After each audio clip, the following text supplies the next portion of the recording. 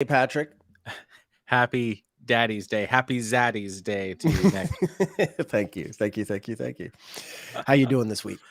Uh I'm doing okay. I've just been focusing on clients, getting through old emails, just trying to get my head above water with that. Doing some experimenting with AI and with VR. Uh, in fact, maybe later on I can show you. I should be able to show you what I can do with VR because I can share my screen and I can cast to a browser, so we can look at a chart in 3D if you like. Yeah, that sounds like fun. Yeah, so that might be kind of fun to do. Maybe. Oh, but how are you doing? Yeah, I'm pretty good. Working on redesigning my website because it kind of sucks. Same.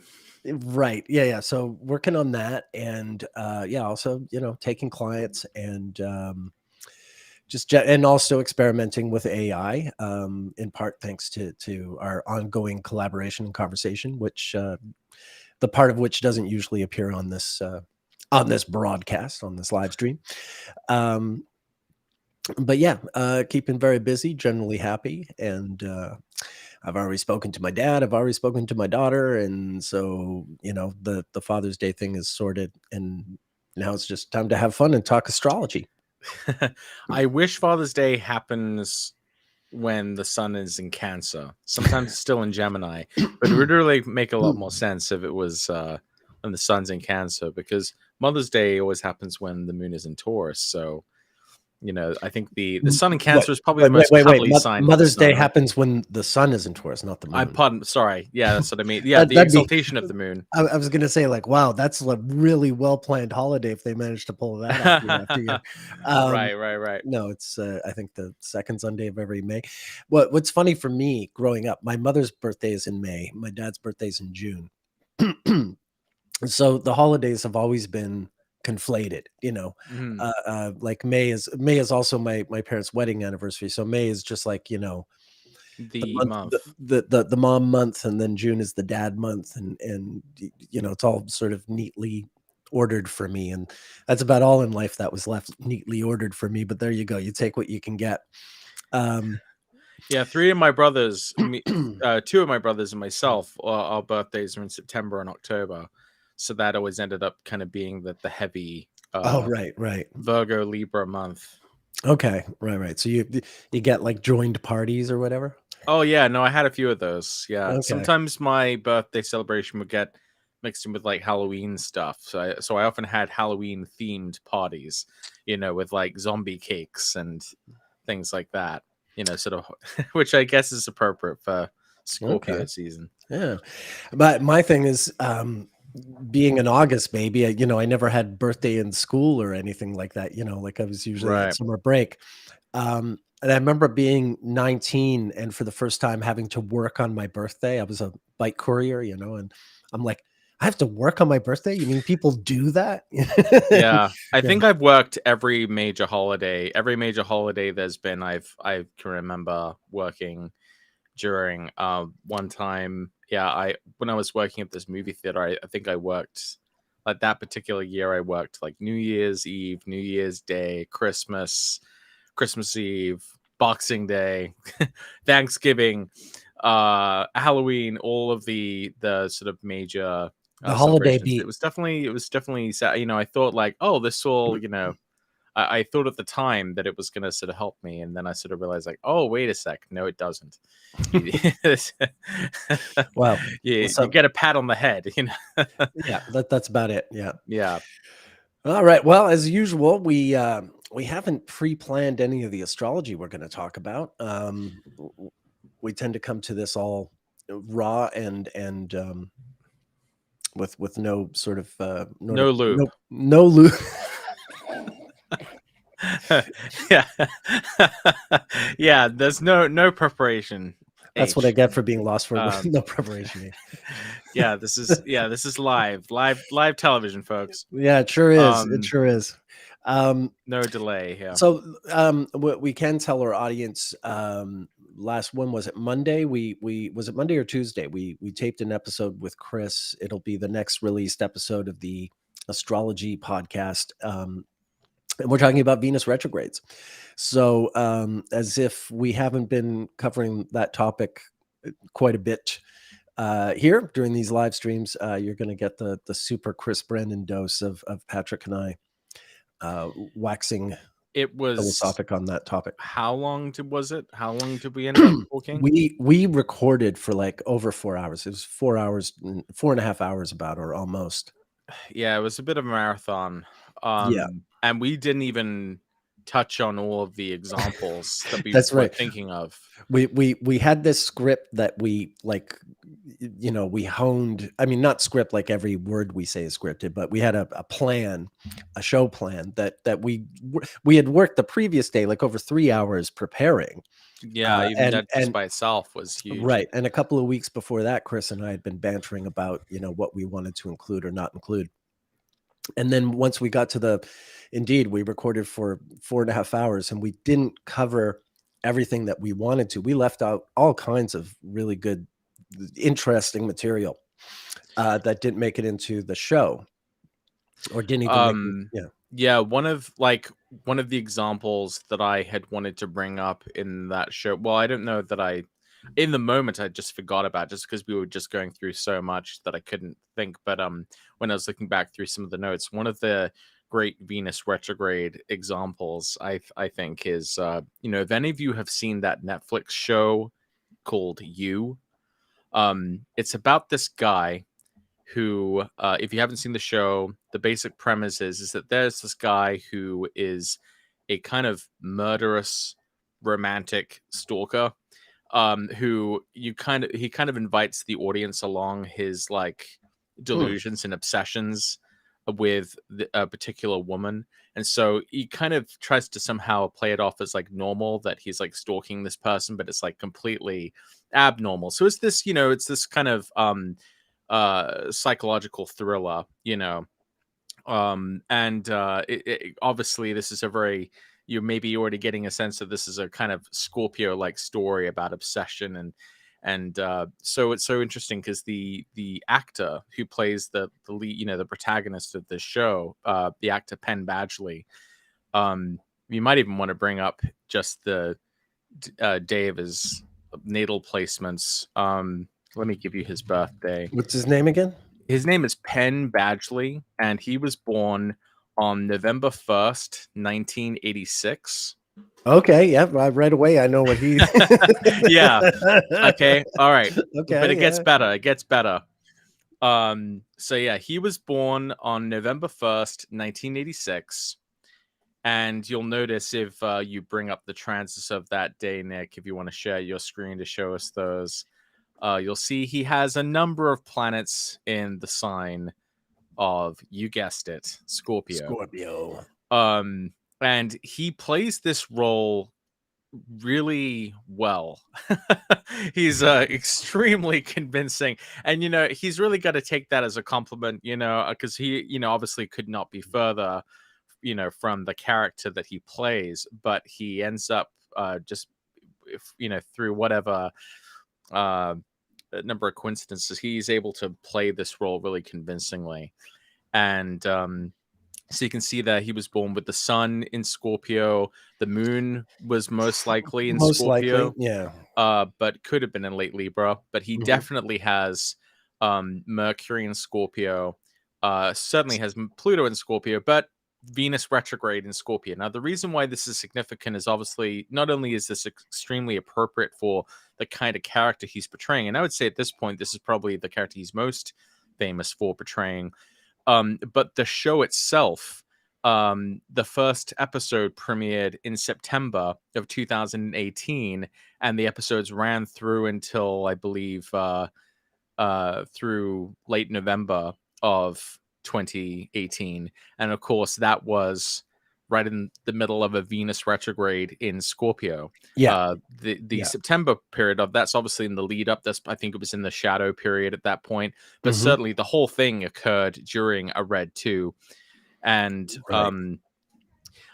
So it's one of these examples of someone who has this position natally and who is gets this sort of public attention from playing this character for a show that deals heavily in Venus retrograde and Scorpio types of themes, and it comes out at the time of a Venus retrograde in Scorpio.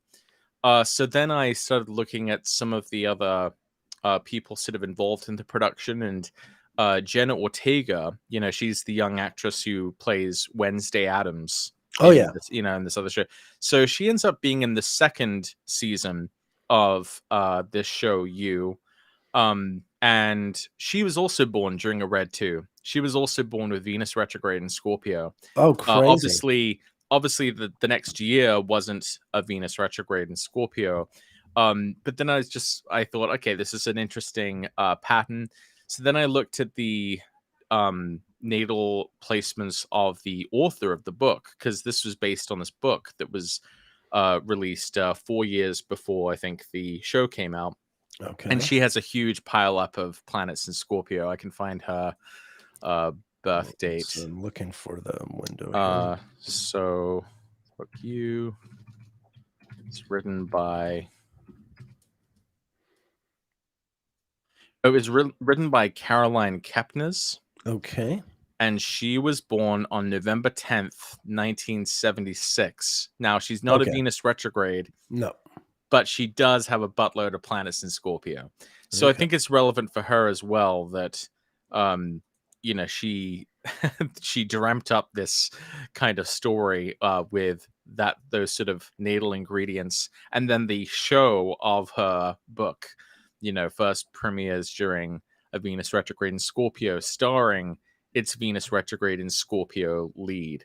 I don't know. I just thought this was an interesting number of Scorpio. It is. And actually, the producer and I think he's just the producer of the show, Greg Berlanti. I'm looking up different people related to the show, and he's born May 24th, 72. So he's got the Venus retrograde going from Cancer to Gemini. So even just at the production end, I find that more and more when I'm looking at television and film production. Even though there's a bunch of people who are anonymous, it's really worth looking up their dates of birth, the cinematographer or what have you, when you're looking at these things, because you get more and more of a sense of, all the people involved in a creative project and how they all sort of influence that. And it's one thing to use the star who's obviously the face and the embodiment of the production, but peeking behind the curtain just for dates, you often get gold there, and it just enhances your absorption of the whole sort of story and the way it unfolds. That is a fantastic example. I wanted to just quickly, as an aside, this is something I like to show people from time to time.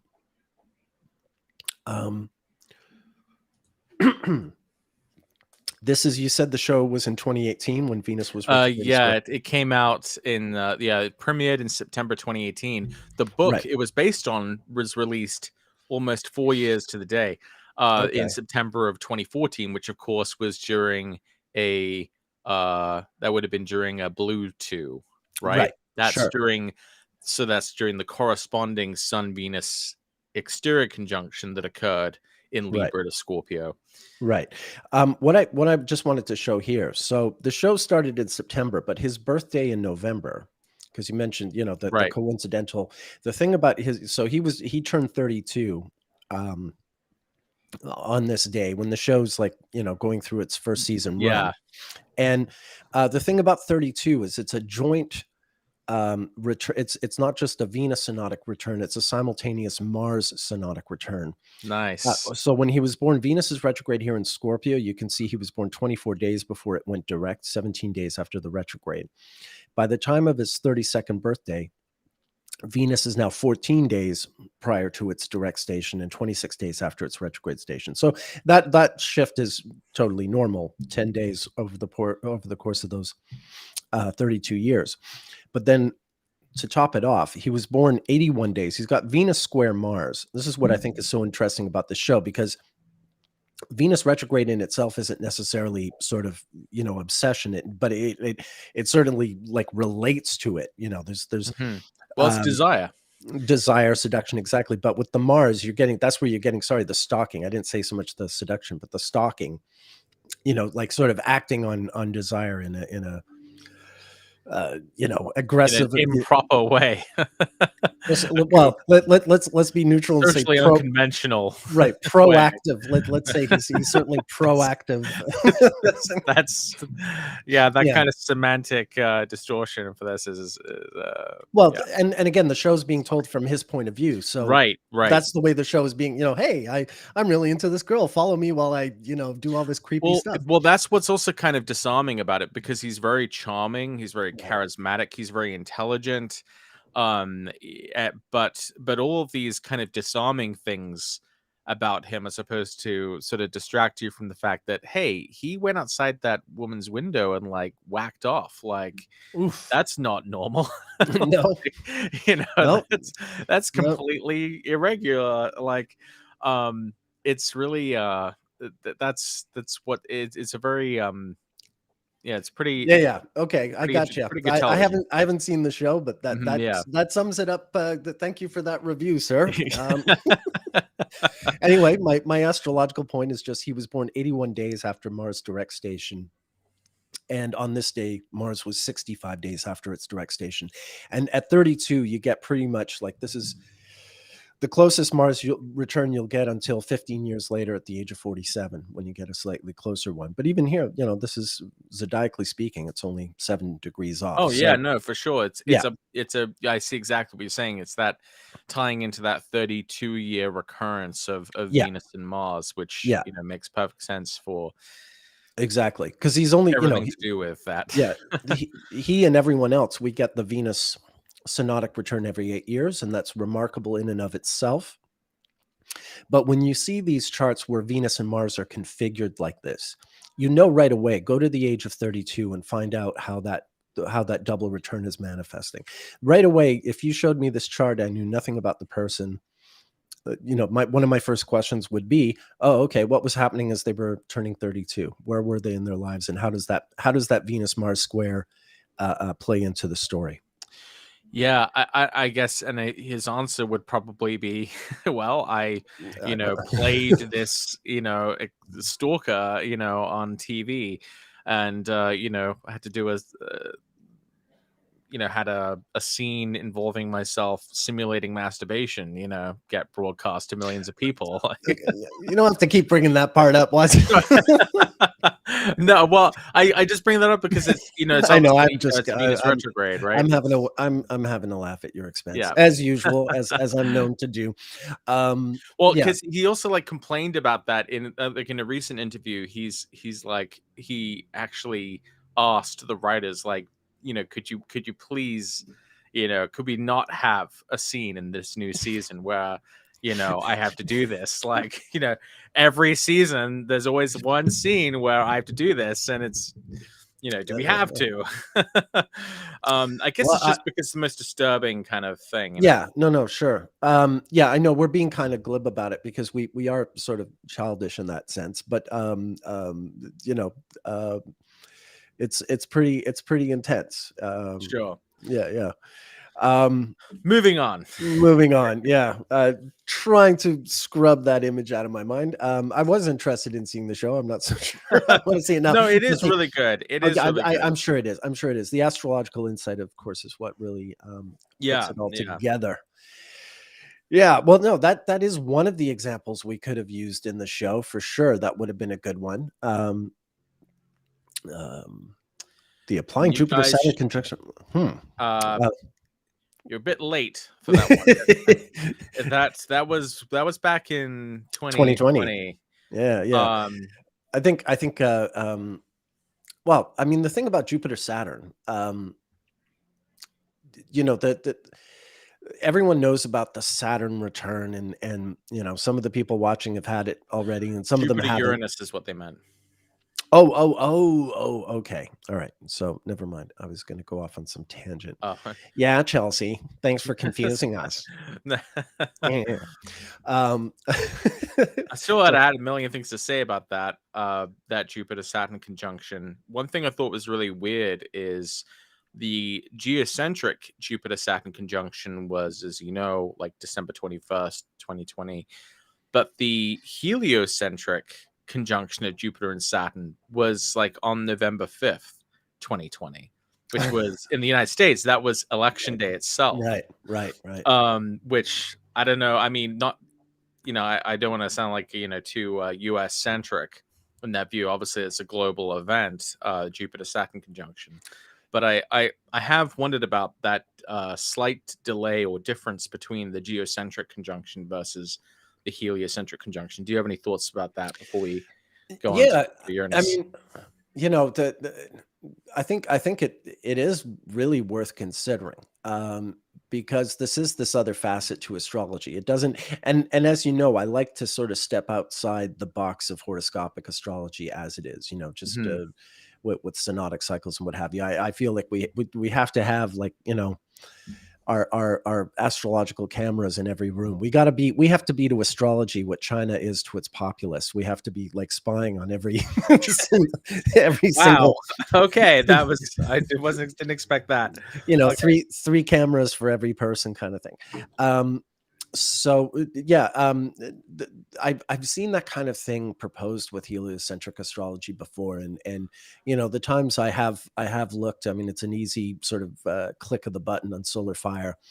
I haven't done it in quite a long time, but I mean, it makes perfect sense to me. I mean, after all, like, ultimately that's the event. Like, everything we interpret geocentrically, we know it's a matter of of adopting a specific perspective.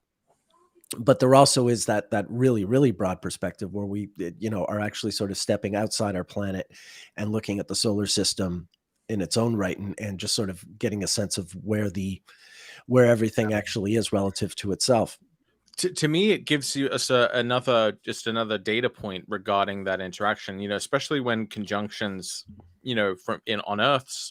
from the perspective on Earth, those conjunctions can sometimes happen multiple times due to retrogradation. And so I wonder if, we can use like the heliocentric conjunction, for example, as one sort of data point in that wave of that transit. So we know that these retrograde conjunctions, or these retrogradation events that happen on Earth, that's sort of how that heliocentric conjunction is sort of filtered down to our perspective. So I wouldn't necessarily see it as an either or proposition. I'd say, like, they are both true, and saying something about the same kind of event. I think there's a tendency to view, just because as above, so below, doesn't necessarily mean that one transit always just means one event.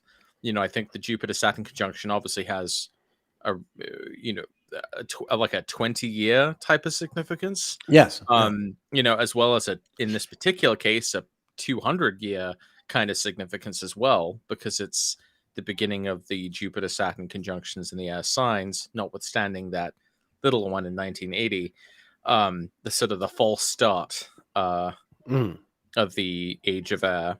But I mean, yeah, that's kind of the ironic thing about the age of Aquarius, right? Is that this is the real age of Aquarius, where we have this Jupiter-Saturn conjunction in Aquarius, rather than vernal equinox shifting back in the constellation of Aquarius. But now I'm like going on to like 3 other topics. So let's get back to what you were saying. Well, I'll get to the Jupiter-Uranus in a second, but the only thing I wanted to say about Jupiter-Saturn is the second Saturn return is also a Jupiter return. So for those of you who are in your 50s and sort of thinking, oh my God, I'm heading towards another Saturn return, what's it going to be this time? That second Saturn return, all things being equal, tends to be, it's not quite the trauma that the first one is, because the first Saturn return involves a Jupiter opposition to the natal position. That first Saturn return takes you out of your comfort zone, and you're suddenly, that feeling of turning 30, like, oh my God, I have no excuses anymore for anything I do. Every choice I make has to be made on the premise of being an experienced adult and not a experimental youth, but that second Saturn return, that includes a Jupiter return. There's this sort of like this feeling of finally becoming who you really are, who you really were all along. I think is a big part of that second Saturn return. I know it's still a Wow. ways off for you, Watson, but mark my words, it's coming. Mark my words. You might Just think, about 4 years off for you, right? yeah, You're yeah, you're yeah. you're about to turn I'm going to be 55. 55. I'm going to be Wow. 55. So yeah, I'm about 4 years off from that event myself. First Saturn return wasn't so bad for me, although it was very much what I'm addressing in terms of having the Jupiter opposition, because I was off in New York studying astrology and sort of, cut off from the comfort zone of my I would my feel like the hometown. pressure's on though, because your Saturn return was getting into astrology, and Yeah. this is the Saturn return of your time in astrology. So it will be like you got to put out your magnum opus, in time for that, so that you Right. can cap it off with, a Yeah. Yeah. testament to your work. Like Yeah. you kind of got to squeeze it in now. Like, I guess so. I guess so. Yeah, there's a lot to do. There's a lot to do. Let's see. Sarah's saying, my mom's in her second. It's certainly a mixed bag. Lost her mom right before, taking care of her dad, dealing with my dad's mom, torturing them. Yes.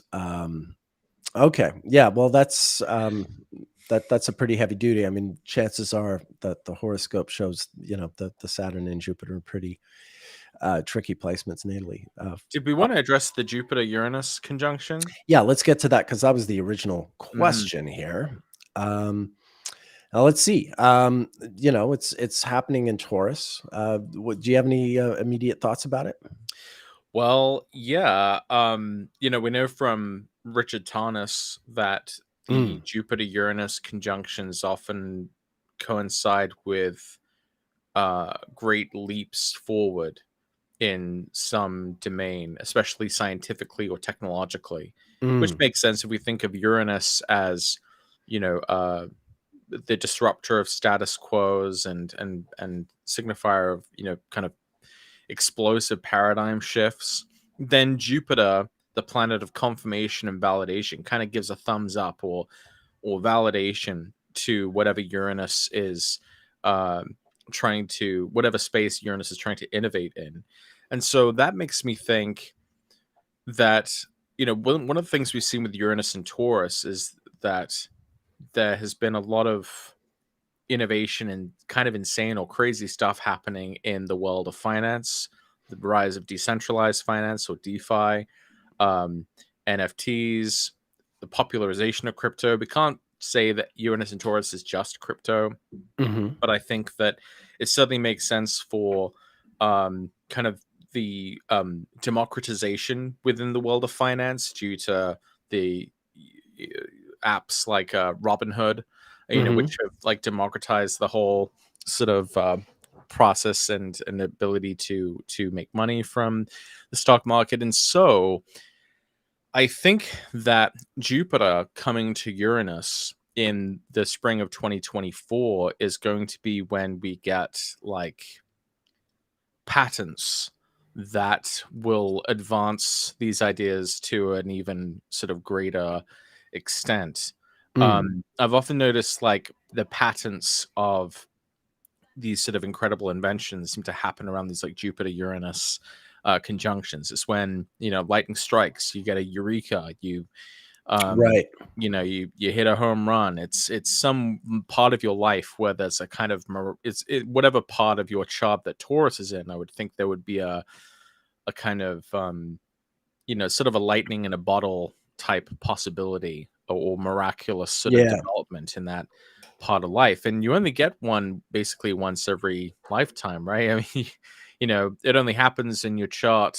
I mean, Jupiter Uranus conjunctions happen like 13 years apart or so. Yeah. 14, I But think. yeah, Yeah. you're only gonna get, In Jupiter one, Uranus you mean in one sign, in you're one only going to get, sign. yeah, Yeah, right. you're only gonna Yeah. get it once in your life, basically, unless you Yeah. live to be older than 84. So I think that yeah, on a sort of broad level, I think we can expect the judicial confirmation or approval of uh like cryptocurrency and other sorts of innovative developments in finance. One of the big things that's happening right now is that the SEC, the Securities and Exchange Commission, is suing Coinbase, a crypto exchange, and Binance, I believe, another one. And the central question is whether or not, as far as I can understand this issue, it's going to be decided by courts whether or not like cryptos are actual currencies or whether they are securities, and whether they're subject to the same kinds of regulation as other securities. And so I think the cryptos will actually win that. They'll win that battle, and probably by the spring of 2024, because Jupiter is like judges. It's a law, customs, right? So it's like judicial approval or confirmation of the Uranian development. It's like that's the thing that kind of gets blessed by Jupiter, and I think that means they'll be able to sort of continue to operate sort of more independently, unless not considered to be securities, and thus not subject to the same kinds of regulations as other sort of tradable assets like stocks and things like that. One other kind of interesting thing that's happening with Jupiter, Uranus, and Taurus is we know that the federal government wants to move to this. I don't know if you've heard of this new like centralized payment system called FedNow, where I basically, in exchange for not having to deal with the hassle of doing your taxes anymore, because they'll be able to calculate everything automatically in your end, you'll have to have all of your transactions go through this centralized service. And this will probably be a big affront to institutionalized payment providers like PayPal and these third-party payment processes. And this is really interesting because this is kind of a callback to the 1930s when Jupiter was conjunct Uranus, and FDR bought everyone's gold and stored all the gold in Fort Knox, right? That was when that happened, was when Jupiter was conjunct Uranus and Taurus. And so I think there's a similar sort of possibility where we might see the I guess the literal repetition of that would be like the government buying up people's crypto in order to sort of get it off the markets, to sort of take more control over it in the same way that they did with gold. But in any case, I think that would probably mean like the price of these things would go up, if Jupiter's expanding them. Anyway, I've been talking for a while. Yeah, no. To my knowledge, the first Jupiter-Uranus conjunction of Roosevelt's presidency was in 1941 in Taurus. I mean, that's the thing. So I don't see how I don't see how there could have been because to my knowledge, the Fort Knox thing he did like in his first term, if I remember correctly, which was am I wrong about that? 33 to 37. Let's double check that, but I'd like to be sure about that. Yeah, I thought the Fort Knox thing was. Was it Hoover who did it instead of Roosevelt? I don't know. One sec. Yeah, let's get on top of that. But okay. I don't think. Sorry for misleading you. You might be right. I just want to know the specifics of that, because I associate Jupiter, Uranus, and Taurus with 1941 during this brief sort of the period where it really sort of builds up to the period where the U.S. and the Soviet Union find themselves in an alliance, despite their sort of hostility, because Germany invades the Soviet Union. There'd been a treaty, a pact between Stalin and Hitler that they would leave each other alone. Stalin found out, Hitler couldn't be trusted, go figure. And the Nazis invade Soviet Union. And although Pearl Harbor is still sort of 6 months away, it's still sort of a matter of like the U.S. is already starting to do its Lend-Lease thing with Great Britain. And when Soviet Union gets into the war, the U.S. is doing its Lend-Lease thing with the Soviet Union as well, sending over, tanks and munitions and things. So there is a sort of like, you can get these sort of things, unexpected alliances due to sort of, circumstances that sort of explode in people's faces that they don't anticipate. So yeah, two people who are sort of, or in this case, two nations that were hostile to each other largely, although they weren't as hostile in the 30s as they had been, say, in the 20s, and certainly not as much as they would be after the war. but still that sudden coming together. And there are a lot of sort of risings. This period in 1941, when Jupiter and Uranus were conjunct, was this is when Italy invades Greece and the Balkans, and they find they're suddenly up against a sort of a really strong resistance that they don't expect. If any of that sounds familiar. Mm-hmm. And just in, historically, I think of, like the storming of the Bastille was Jupiter-Uranus. The Nat Turner uprising in Virginia, where a bunch of slaves, sort of one of the largest and most consequential slave uprisings, that's a Jupiter-Uranus event where just like out of nowhere, this mass sort of explosion comes and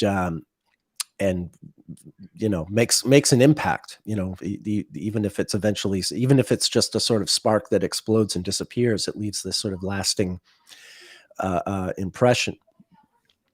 Yeah. And the American Bill of Rights, Madison signed the Bill of Rights, I believe, or introduced the Bill of Rights, the American Bill of Rights. I think of being the sort of the Jupiter-Uranus element of the American political project.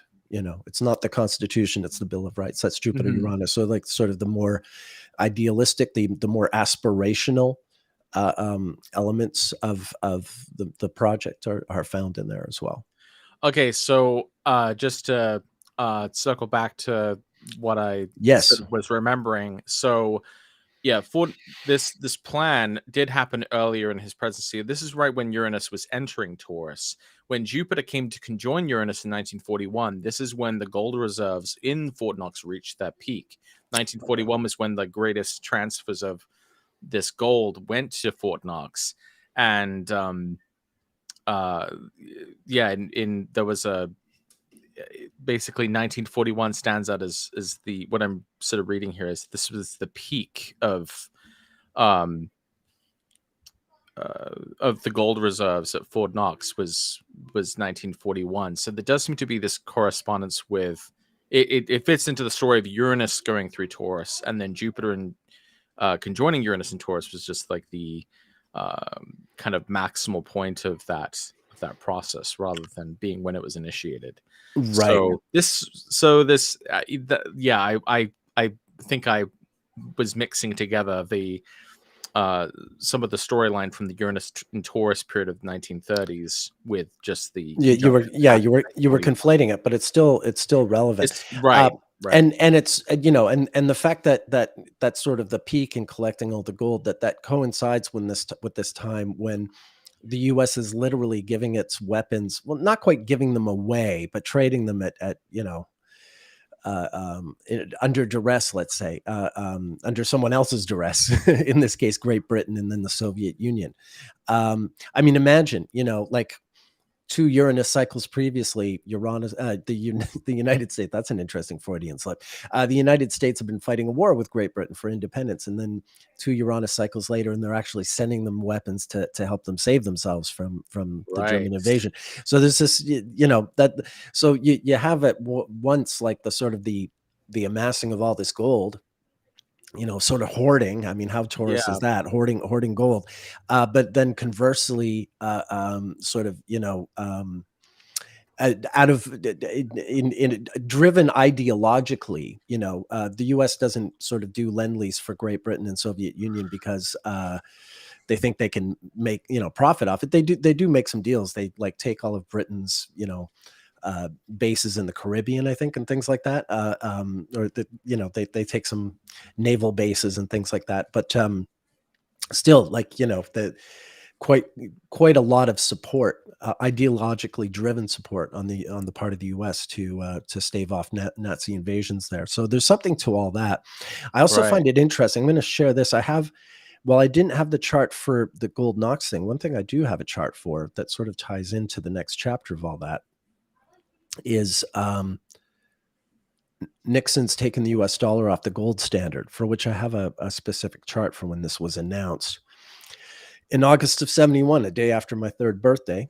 And it's interesting that it's, in this case, it's Jupiter-Neptune, but in a position that reminds us of that period in 1941 when Jupiter and Uranus were conjunct, sort of like opposite over here. Mm-hmm. And it's the Saturn return of that period in 41 that you're talking about. Right. Close to it. Close to it. Yeah. The Lilac Tree said in the chat, I came in late. Is the SEC decision based on the astrology of cryptocurrency or Coinbase, etc., or a personal opinion based on your understanding of finance in the market? The personal opinion was my understanding of the dispute. The SEC is suing these exchanges, and the question is whether or not a cryptocurrency is considered a security. My astrological opinion is that the crypto exchanges will probably come out on top, because if we can correlate Uranus and Taurus with innovations in finance, then Jupiter's conjunction to Uranus in the spring of 2024 would be about the judicial approval or confirmation of those innovations.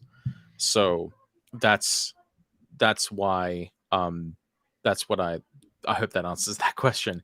I've been looking at that Jupiter-Uranus conjunction for a while on my site. A few years ago, actually, I wrote about how this Jupiter-Uranus conjunction is happening on Zuckerberg's sun, and Zuckerberg has previously tried to establish a cryptocurrency. He wanted to create a cryptocurrency that was based on the value.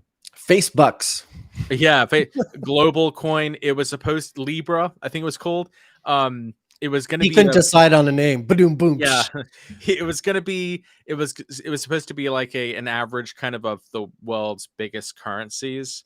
It fell through, but I think that with Jupiter Uranus conjoining while it's really close to Mark Zuckerberg's sun, I wonder if he'll like take another crack at that in the spring of 2024, and he'll have some sort of remarkable success with that, as that conjunction happens on his sun. So right. I mean, I kind of have my eye on a few big celebrities who have their suns around that degree, because I would expect Who to else? sort of thank you for asking that. Let me see who I knew there was all right. For example, I know that like Adele's sun is close to that degree, and she was already born with a sun conjunct Jupiter and Taurus. So I was kind of thinking like, in what way is she going to go rogue? I think that's probably the best way to think about Uranus conjoining the sun, is that it's a time when someone is maybe more likely to go rogue in their own life. Go rogue because some of those other examples I cited. I mean, the storming. You were going to write a whole book on Uranus conjunct the sun, right? Well, yeah. Actually, as a matter of fact, I could, and maybe I should.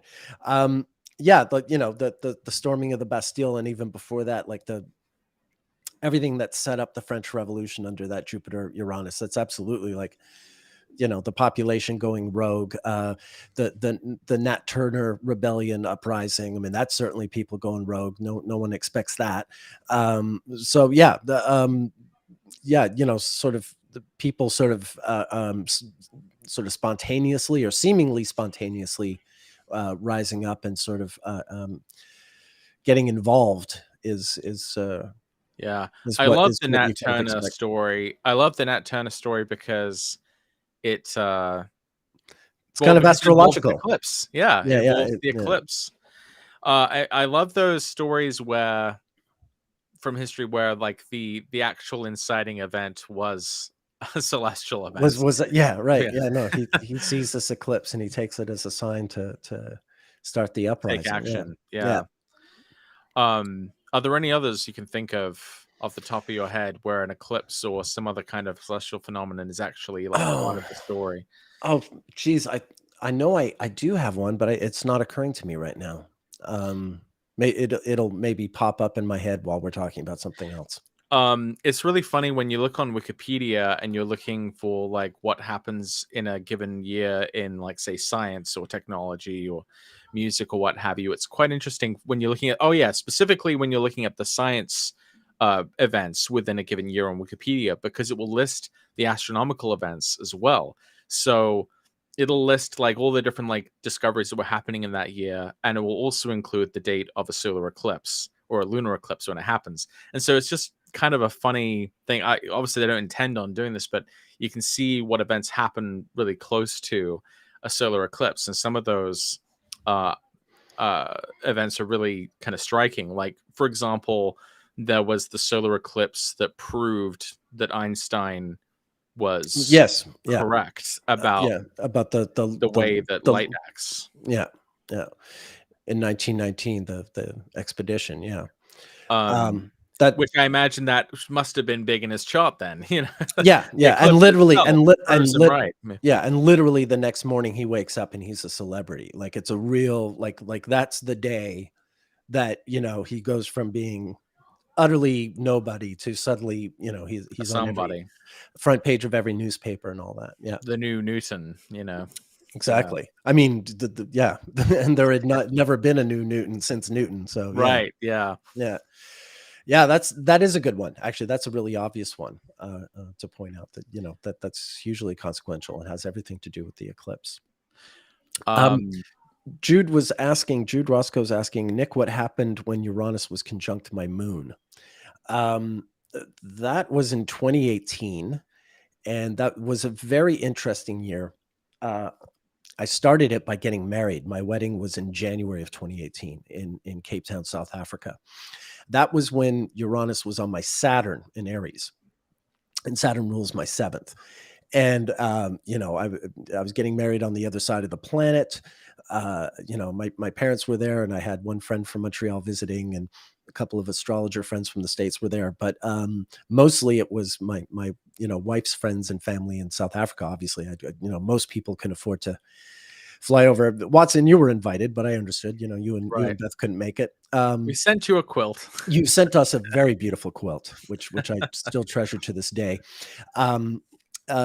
But now I married my wife because I love her, of course. But it was also, living in South Africa, I had to leave every 6 months. I'd been there since 2016. And I'd had to leave every 6 months to renew my visitor's visa, which could get really expensive. And 2018, because getting married to Anna started the process whereby I could apply for a spousal visa. But 2018 was this weird year where the application was made, but the paperwork still had to take time. So we had these weird sort of trips where I would have to leave South Africa for a little while and sort of hang around an area waiting for the chance to come back, like for lawyers to argue for me to come back. And this happened a couple of times. First on the honeymoon, we went to India. And we were in Kerala, India, which is sort of the southwestern part of India. And we had a beautiful honeymoon, 3 weeks in India. But then Anna had to leave and go back to South Africa. But I had to wait in order for my visa to be cleared. And I hung around this beach town in India for, God, like 2-3 weeks extra, just on my own, just bumming around the beach. I'm, still doing astrology consultations. I think I did a workshop for Adam Ellenbass at the time and stuff like that. But, all while living in this little beach house in southern India, really close to the ferry to Sri Lanka. So it's almost like the moon rules your 12th house of right, isolation, being stranded, kind of. And then later that year, the same thing happened. And I had to leave the country for a bit to renew my visa. And Anna and I went to Zanzibar, which is this beautiful island off Tanzania. In the Indian Ocean. And, and I think Anna stayed with me there for a week. And then Freddie Mercury was born. We were staying in a hotel that's just across the street from where Freddie Mercury was born.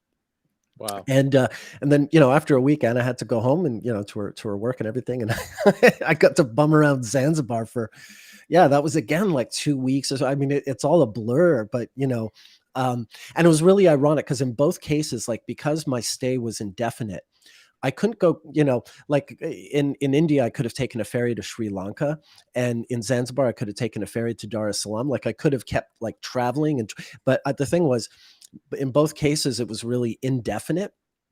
I could have wound up being there for months for all we knew. So I had to be really, judicious with my funds, and I, just live off the bare minimum. So I was in these really sort of exotic, beautiful places, but I had to sort of live really frugally at the same time. And yeah, my moon is in the 10th house, but I do see my Taurus moon in the 10th house. I mean, I've had to live a lot of my adult life sort of outside the comfort of my hometown. Nomadically. Yeah, and not necessarily by choice. I mean, I've got a Taurus moon. I have the kind of personality where, if Montreal had just been a sort of functional, sane place, I probably just would have stayed there. I'm totally the kind of personality who would be born, grow up, and die in the same sort of city. Like, that's my sort of comfort zone. Although But it's so interesting this involved your wife, though, because the ruler of your seventh is in the ninth.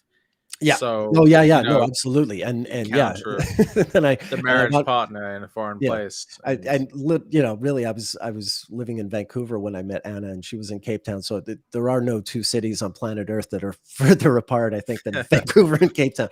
So it's really like the opposite end of the globe. Yeah, no, very much. I mean, my Saturn in the ninth house has been a really dominant feature of most of my life. I've considered most of my adult life I've just been in exile. Really, I don't think of myself as a immigrant or refugee. There are elements of all those, but more than anything, I've always thought of myself as an exile. Even here in Vancouver, I'm in my home country, but I'm nowhere near Montreal, and I still think of myself as an exile. So yeah, that's like Saturn in the ninth in Aries and all that stuff, and all that Uranus stuff in the Taurus moon. I mean, ultimately, I did get a South African spousal visa, and now I can stay for longer periods of time, although it's coming up for renewal. And who knows, I might have some other stranded beach I'm gonna have to stay on. Once again, we shall see. Anyway, that's my little story.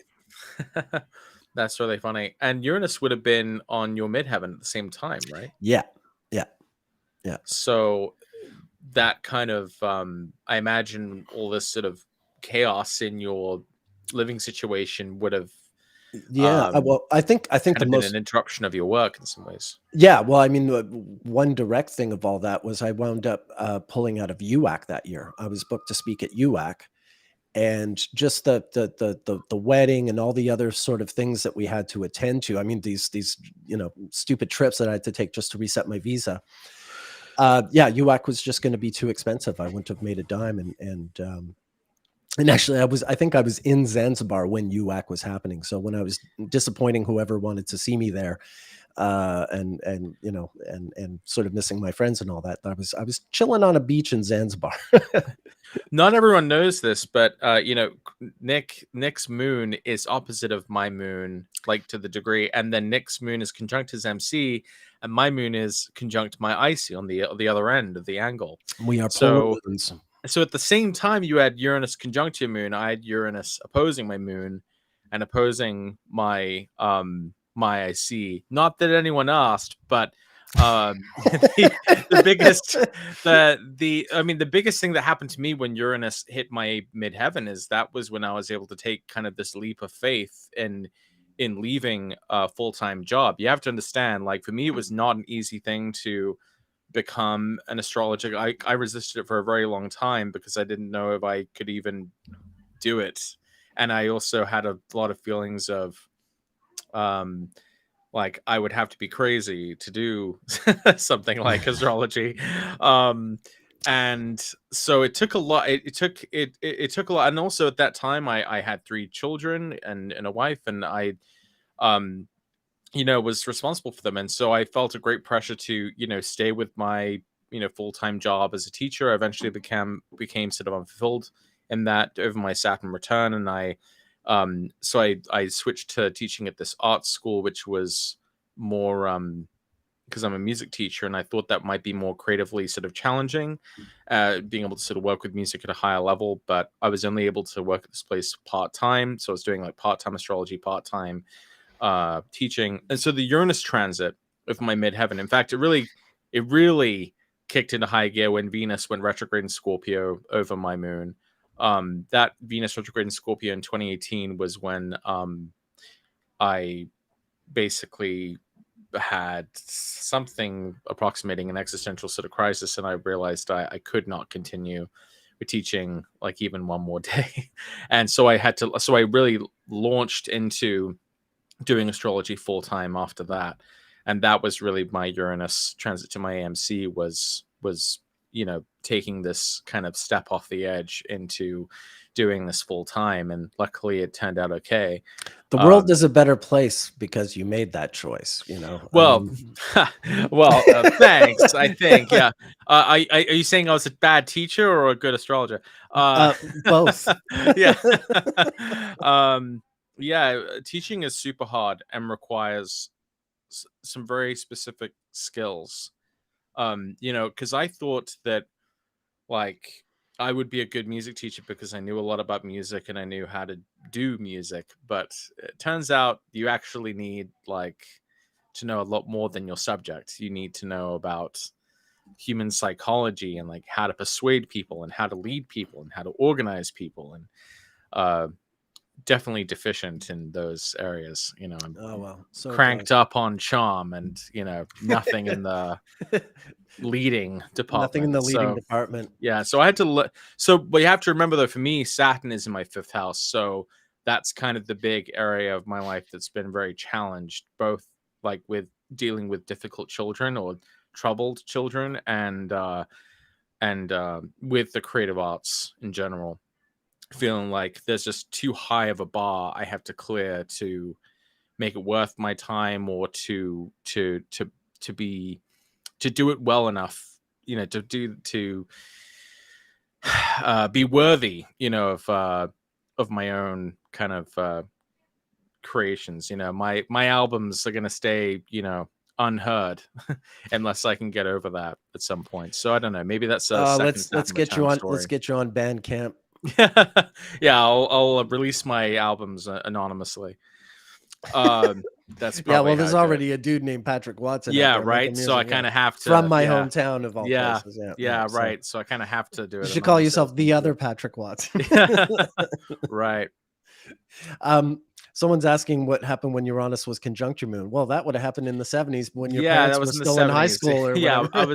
I was a mere glint in the milkman's eye Yeah. at that point. No, Uranus isn't conjoined my moon. It was just when it was opposite. Anyway, that was my little personal story. Do you want to look at a chart in 3D, Nick? Oh yes, let's do this. Let's look at a chart in Okay, 3D. so let's see if I can figure this out. Watson's been playing with VR, So I think AI, what I'm gonna VR, do. LSD, So MDMA. here's what I'm gonna do. I'm going to share my screen, and then okay, let me make sure I got this right before I do. Okay, so this is a little bit of an experiment. Okay, so share. So now you should be able to see this screen. Do you see it? Yep. Okay, so now I'm putting the headset on, and Okay, so far we just see you with a headset on. yeah, well, you should be able to see me on a. I see your browser. No, I see your browser. Oh, you see your browser. Okay. Yeah. Oh, right, because you can actually see my. Yeah, your screen. camera It says so. too. Start casting to this private link from your headset. Gotcha. All right, so. Get ready, folks. Here we Patrick go. Watson is about to Cast. take us into the new dimension of astrology. Well, I actually showed a little video of myself looking at my own like chart in 3D a few months ago, but go here we boldly. go. So, all right, do you see anything? Yeah. We're in. We're in. All right, we're in. Okay, I don't know how clear this is to you. It might be a little fuzzy, I can depending. So we have this option in this astronomy program called Star Chart. So you can see I'm looking all around here. Is a view of the solar system we are familiar with from children's educational books and science posters. And of course, I have a British accent because I'm the only one who sounds like an authority. All right. So if I was from the Bronx, it'd be like, yeah, so this is the solar system. What are you gonna do about it? All right. So I think where's the. Whoops. That's so cool. I think all right, I forget how to change the date. I just got this set up. So I think I have to.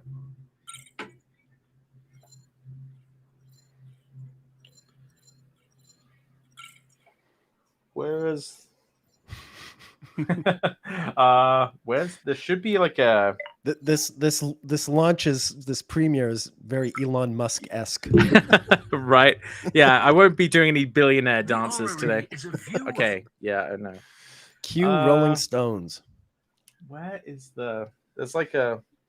Oh, is it this? Oh, here we go. Here we go. So you can see here we're on June 19th, 2023. Yep. We can zoom out here so we can actually get a look at the sky here.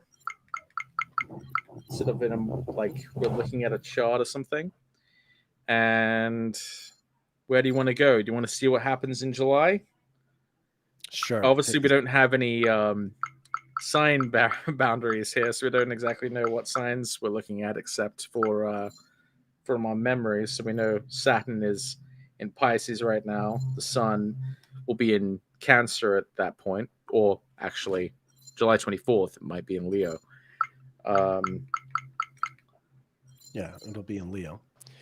But of course, that's just from the Earth perspective. I'm curious. Right. You can see Venus if you zoom in. You can see that Venus is getting close to Earth, which of course accounts for the retrograde. Whoops. Yeah, that's Venus here. Yeah, hiding behind the sun there. Here, maybe I can. Can you turn us around so we see Yeah, it I from think. that perspective? Yes, I can.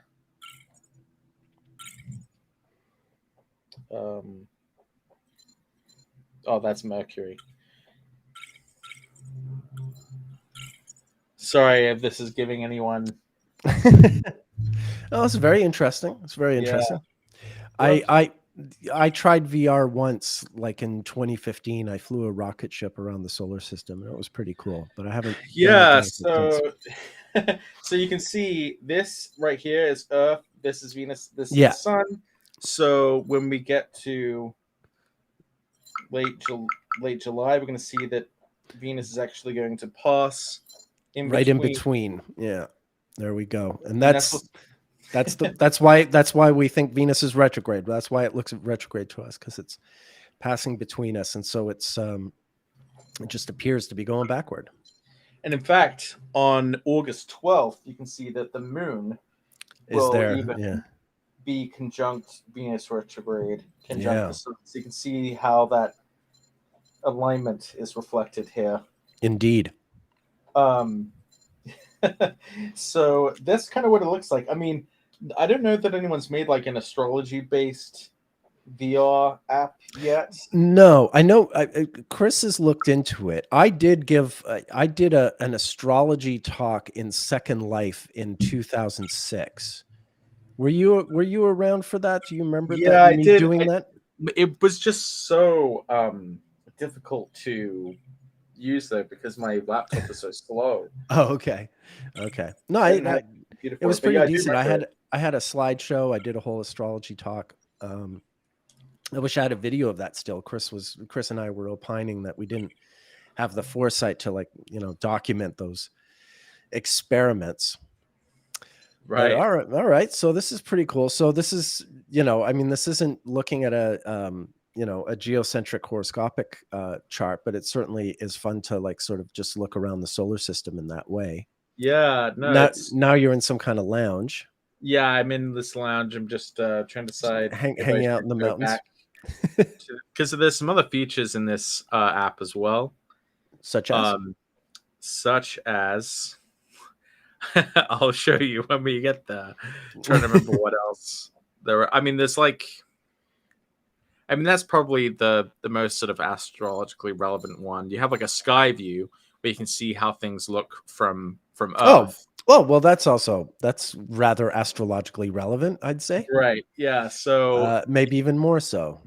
So you can see, actually, this is synced with my own position with where I am right now. Because I know it's right. So this is pretty cool. Let me see if there's a way you can change the date. Whoops. Maybe not. So it's just the real time.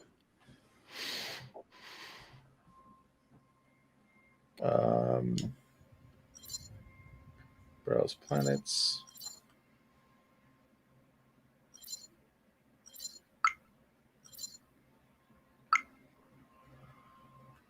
Oh, Okay, we're going to the sun. Traveling to the sun. All right, yeah. Anyway, so this is pretty cool. It's not quite where we need it to be. It Yet for our burns. purposes. We're Icarus. Yeah. This is a Sunday for sure. All right. Well, anyway, I hope I'm not boring everyone. So I will X out of this. But okay. yeah, that's kind of what it's like to look at your chart in 3D, at least what we have right now. So I think I can get out of this now by I've taken your share out. Oh, okay, thank you. All right, so you've just been looking at me on the headset. Yeah. Aligning light astrology, dropping the F-bomb in the chat. All right. It's almost sweaty. It's quite hot in this room, actually. Oh, there we go. Cool. All right. Well, people seem to have enjoyed that. It's always interesting to see how that's, that technology's coming along. We do have a headset somewhere in our house in South Africa, and we've barely touched it, but should be fun to get it out at some point. Yeah. It's funny because I know I kind of got the impression that people think the VR sets from like Meta or Facebook are like lame. Sorry for using this ableist language. I mean, like not good. But it seems like there's been a lot more excitement about Apple's like new headset, the one that's like $3,500. And I think that the Meta, I like the Meta VR.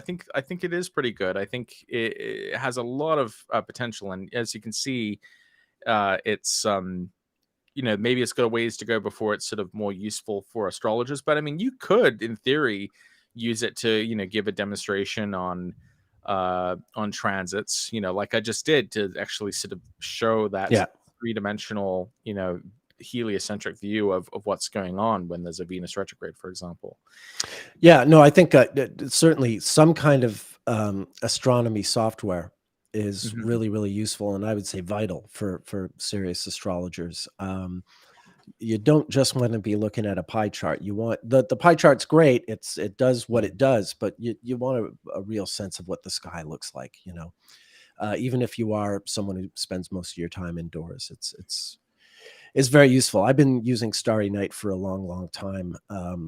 It's the full version is expensive, like maybe $350, I think. But I certainly don't regret cheaper than Solarfire. Cheaper than Solarfire, and by like $10. Right, but it's if you're getting into it, it's the kind of software serious astronomers use Starry Night, and they can hook it up to their telescopes. That's something that we were meaning to do at some point, but I've never gotten around to that element. But just to use it to sort of track the sky, look at the sky, teach yourself advanced astronomy, or even just like have a visual sense of the geocentric perspective that we use in astrology. I think it's really, really vital. Yeah, I use Stellarium, which is just open source. They have like a mobile version, or a web version rather, and a downloadable version. I get a lot of what I need out of that, or I still find it kind of fiddly to use.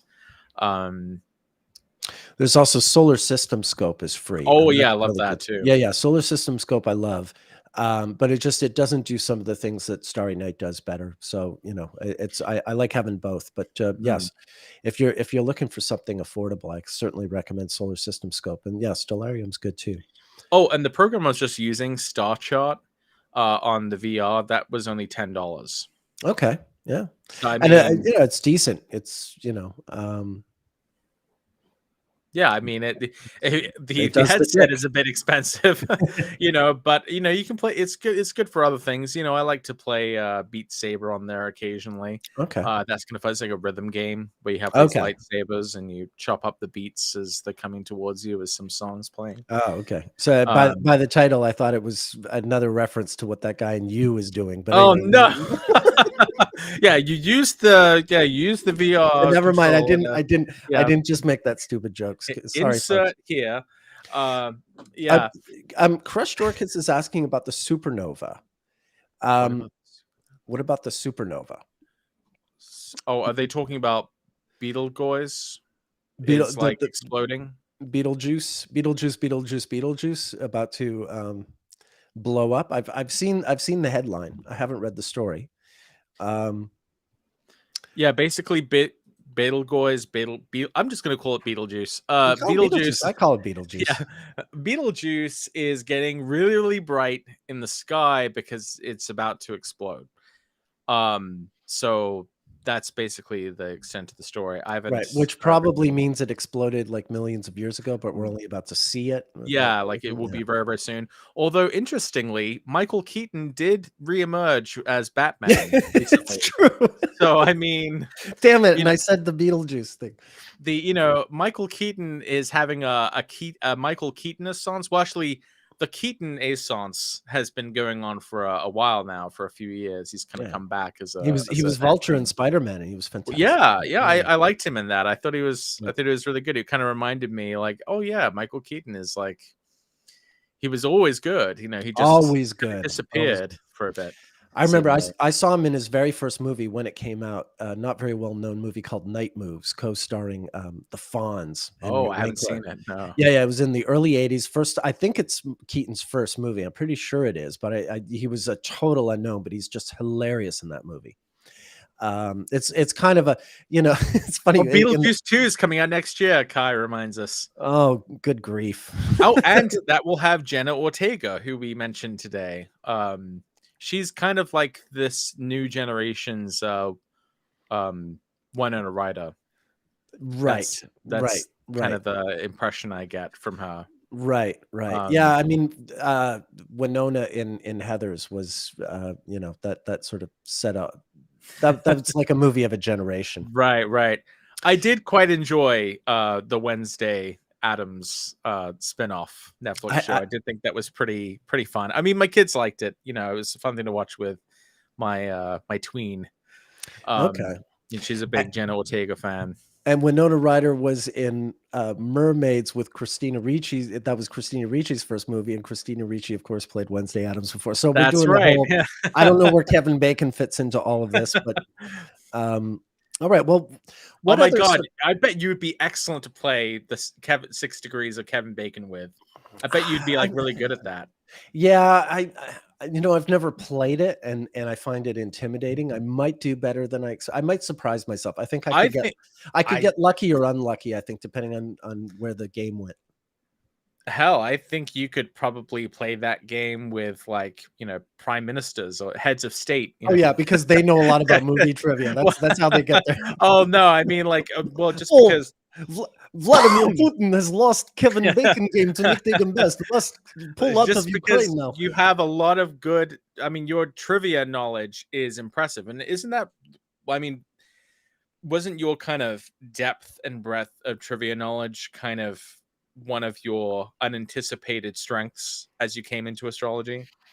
Yeah, sure. Yeah, it was just I knew a lot of calendar dates. I was the kind of, like, long before the internet, I was the kind of person who remembered everyone's birthday, which I guarantee you, before social media, was not an easy thing for a lot of people to do. But yeah, that was what helped me sort of get astrology, if you will, because I already had all that information in the back of my mind. They abducted Kevin Bacon, The Last Guardians of the Galaxy Xmas special. Okay, we're veering far off from astrology. Right. Oh, Michael Keaton is Venus retrograde in Virgo. Yeah, I knew that. Huh. Yeah, he does. I guess I may as well pull up the Michael Keaton file, since we're. I don't think talking about Beetlejuice. Yeah, and Batman and all that stuff. He's been many Birdmen or flying mammalian creatures. Right. Yeah, I don't have it's just 22 charts here. I mean, I don't think I've touched this thing in years, but indeed, we don't have a time of birth, but he's born 5th of September 1951. He does have that Mercury-Venus retrograde with the South Node. So night shift was Oh no, sorry. Mr. Mom was Venus retrograde. And Mr. Mom was Venus retrograde, and that is a very Venus retrograde movie. It is, yeah. And lo and behold, it comes out not long before he turns 32 with that Venus Mars return. And yeah, this is kind of when he becomes a star. Like Night Moves didn't make him a star, but Mr. Mom is kind of on its way. And then, of course, I mean, Beetlejuice and Batman are what make him star. But Right. yeah, so his Scorpio moon might be in Libra with the Saturn-Pluto transit that he was having at the time. But yeah, Mr. Mom would have come out not long before his 32nd birthday, about a month and a half before, with the Venus and Mars return. And the movie was released 11 days before Venus went retrograde in Virgo. Good eye there. Good eye. What about when was Batman Returns released? Would that have been the next Venus retrograde? No, that's in June of 92. So maybe the filming of it or something. I wonder. Oh, I was just Let trying me to think see like here. what would have been 91 for Keaton. Yeah, it's possible it was filmed during then. Let me go back to the share screen for a second.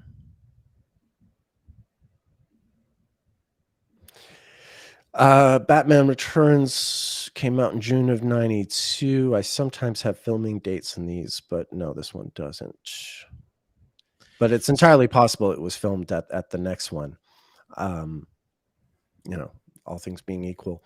Mind you, that the first Batman came out in June of 89. It was probably filmed the previous summer when Venus was retrograde in Gemini. Right. Yeah. And actually, that's kind of interesting that Keaton has Venus retrograde in Virgo, given that Tim Burton, I believe, has Virgo rising with Uranus and Pluto in the first house in Virgo.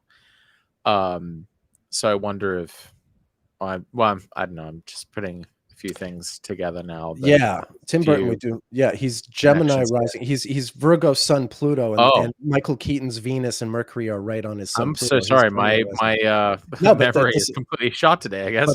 But this is a really that's an interesting tangent, because that was also Tim Burton's biggest movie at that point. There was certainly, Batman, the 1989 Batman.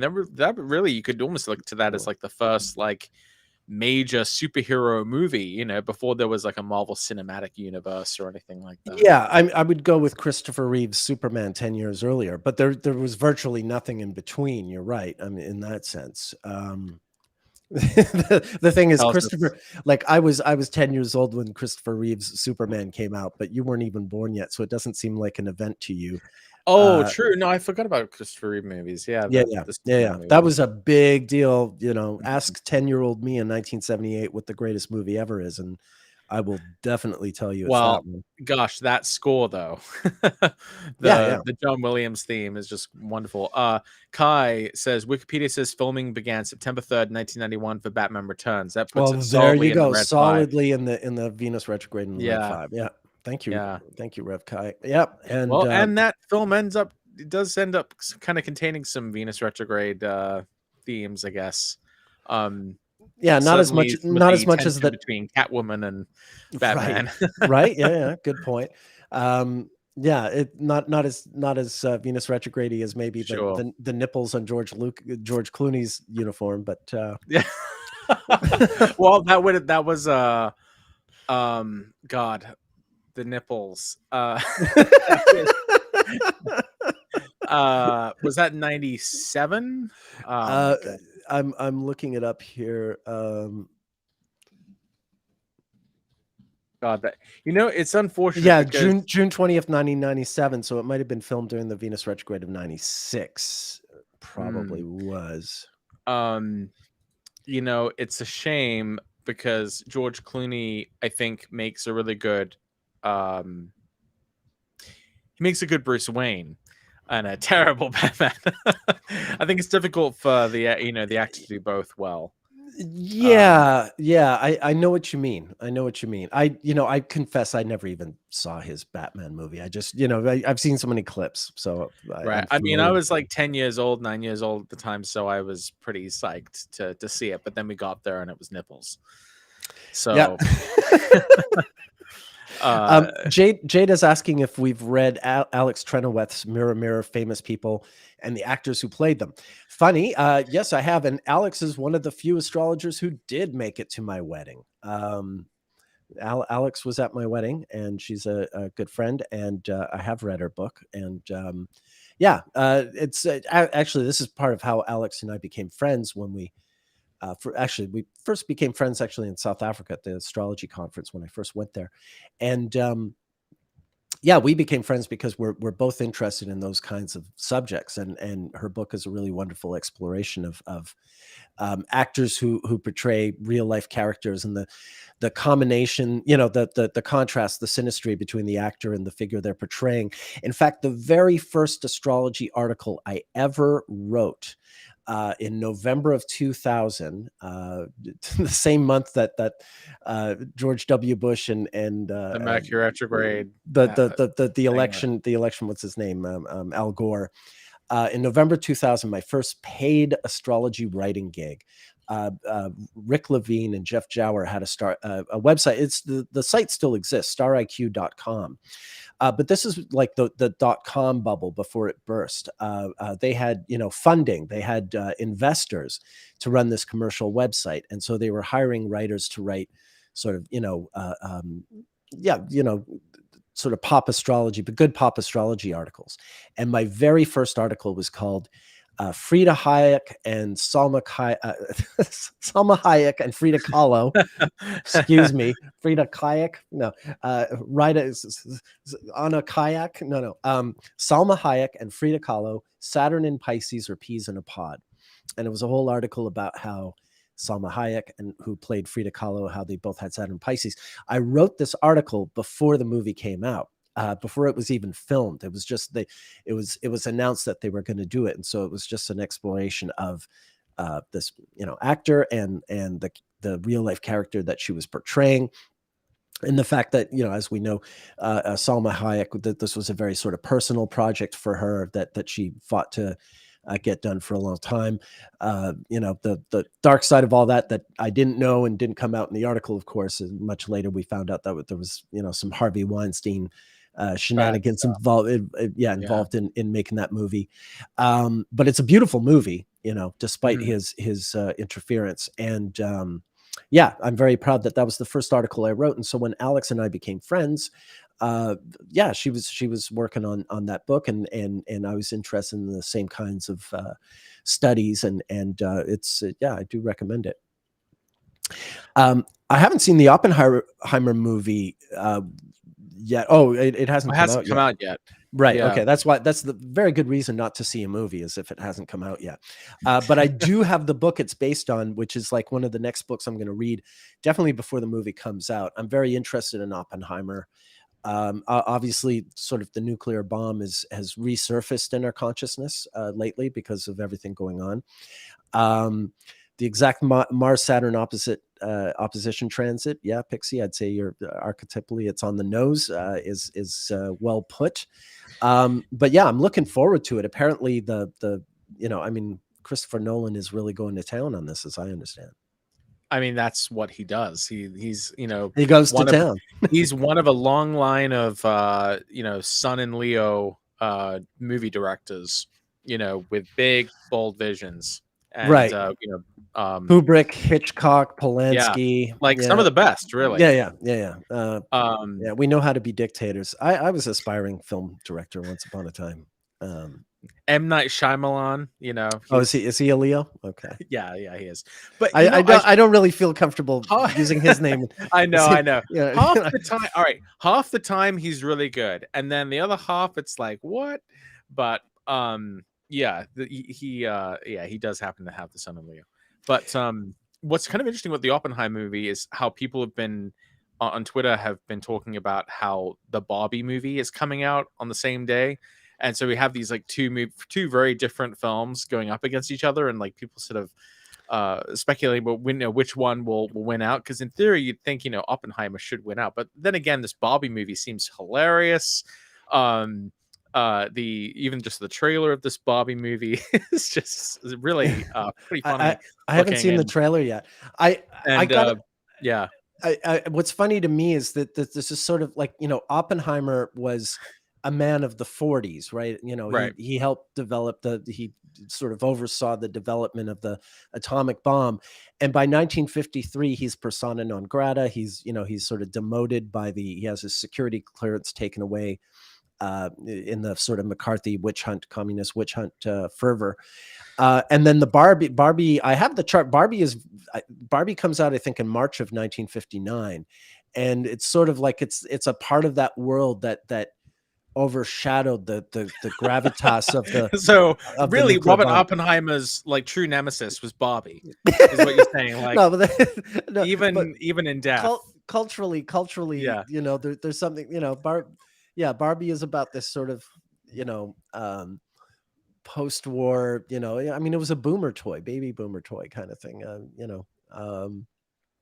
I don't. The movie seems to be like quirky and probably Wait a a lot more sec. fun than I imagined. 1959. Would that be Venus retrograde in? No, I knew Virgo you were to going to Leo? say that. I think it's in March of Yes. 59. I Oh. think it's good. I thought you might bring that up, but no, it's not Venus retrograde. I'm pretty sure I have the chart for Barbie's release here. You want to look at Barbie? It's happening red. Well, it's all happening in red 3. I mean, red 5. Yeah, is what we're in right now. So yeah, I think, but Barbie, I'm pretty sure. Let me see here. I'm looking at my file.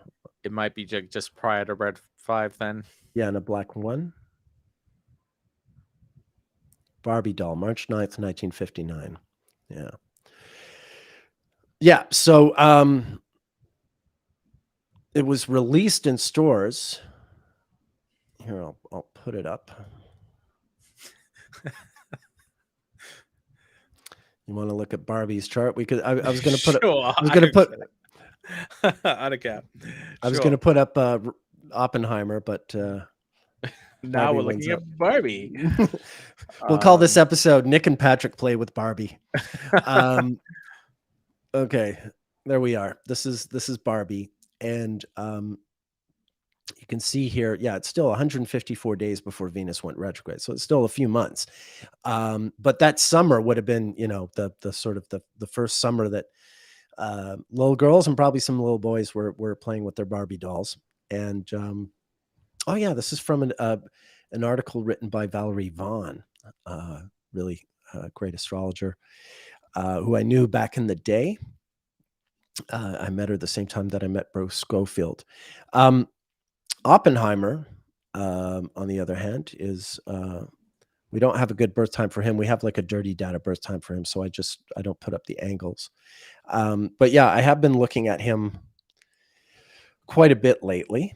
But I'll spare that for when the movie comes out, and return to him then, I guess.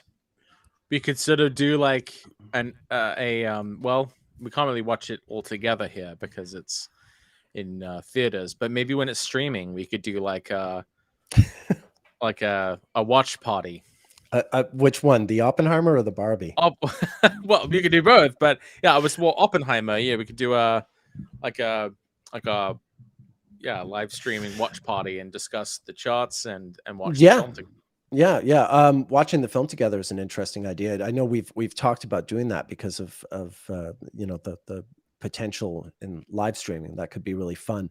I'm always, I mean, with it being a new movie, you see, I'm one of those really irritating people that when they make a historically based movie, I'm like, that's not how it happened. Actually, actually, like the whole mansplaining. Well, actually, I become the monster Tyson of the Astrological. Oh God! Oh yeah. No, I'm just I'm insufferable. And probably like, yeah, if I want to keep, according to my calculations,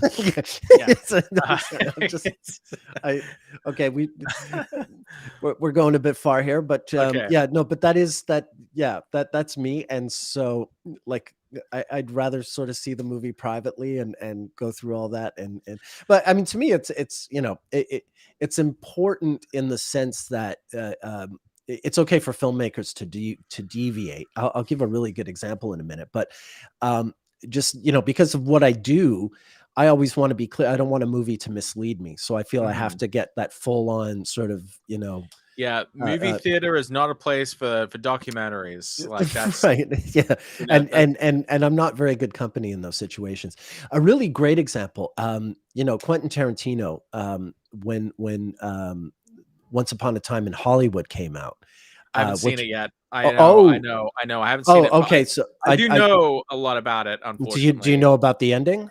he changes history, kind of Yes, like he what he does. did in *Inglourious Bastards*. He Exactly. And changes history. okay. And that's okay. Since you know that much, without spoiling anything, um, I was watching Once Upon a Time in Hollywood, and earlier in the movie, there's a slight sort of historical. Well, actually, it's not that slight. It turns out to be an even bigger historical anomaly than I even realized at the time, because later, after seeing the movie, I would read a really important book that the title's escaping me. Tom, what's his name? Where is he? Yeah, Chaos, Charles Manson, the CIA, and the Secret History of the 60s by Tom O'Neill, which really clarifies actually this event in the movie where Manson went to the house where months later the murder would be committed. And the story had always been that it was a photographer photographing Sharon Tate. Charles Manson showed up at the door and the photographer told the guy to get lost. That was the case that was made in the conviction of Charles Manson. Tom O'Neill's book reveals that was probably a fabrication, that whole part of the story, that it probably never happened. But when I'm watching Tarantino's movie, I'm thinking in Tarantino's movie, it's Polanski himself who answers the door. And so I was all like, actually, that's not how it happened. And but then by the end of the movie, I realized, oh yeah, this is the guy who made *Inglourious Bastards*. This is not meant to be historical. This is meant to be sort of like this fiction. It's like correcting very much. Both yeah. endings really sort of like, make you feel a lot better about, in contrast to how things actually happened. Well, I kind of feel like that with Django Unchained as well, is that's a story about like almost like right. what he wished could have happened. Sure. Yeah, Tarantino's been using cinema like in the same way we always talk about using a time machine to go back and kill Hitler. It's sort of like using cinema. Well, kind of like using cinema to go and kill Hitler. Well, which is like he literally did. Yeah, exactly. Yeah.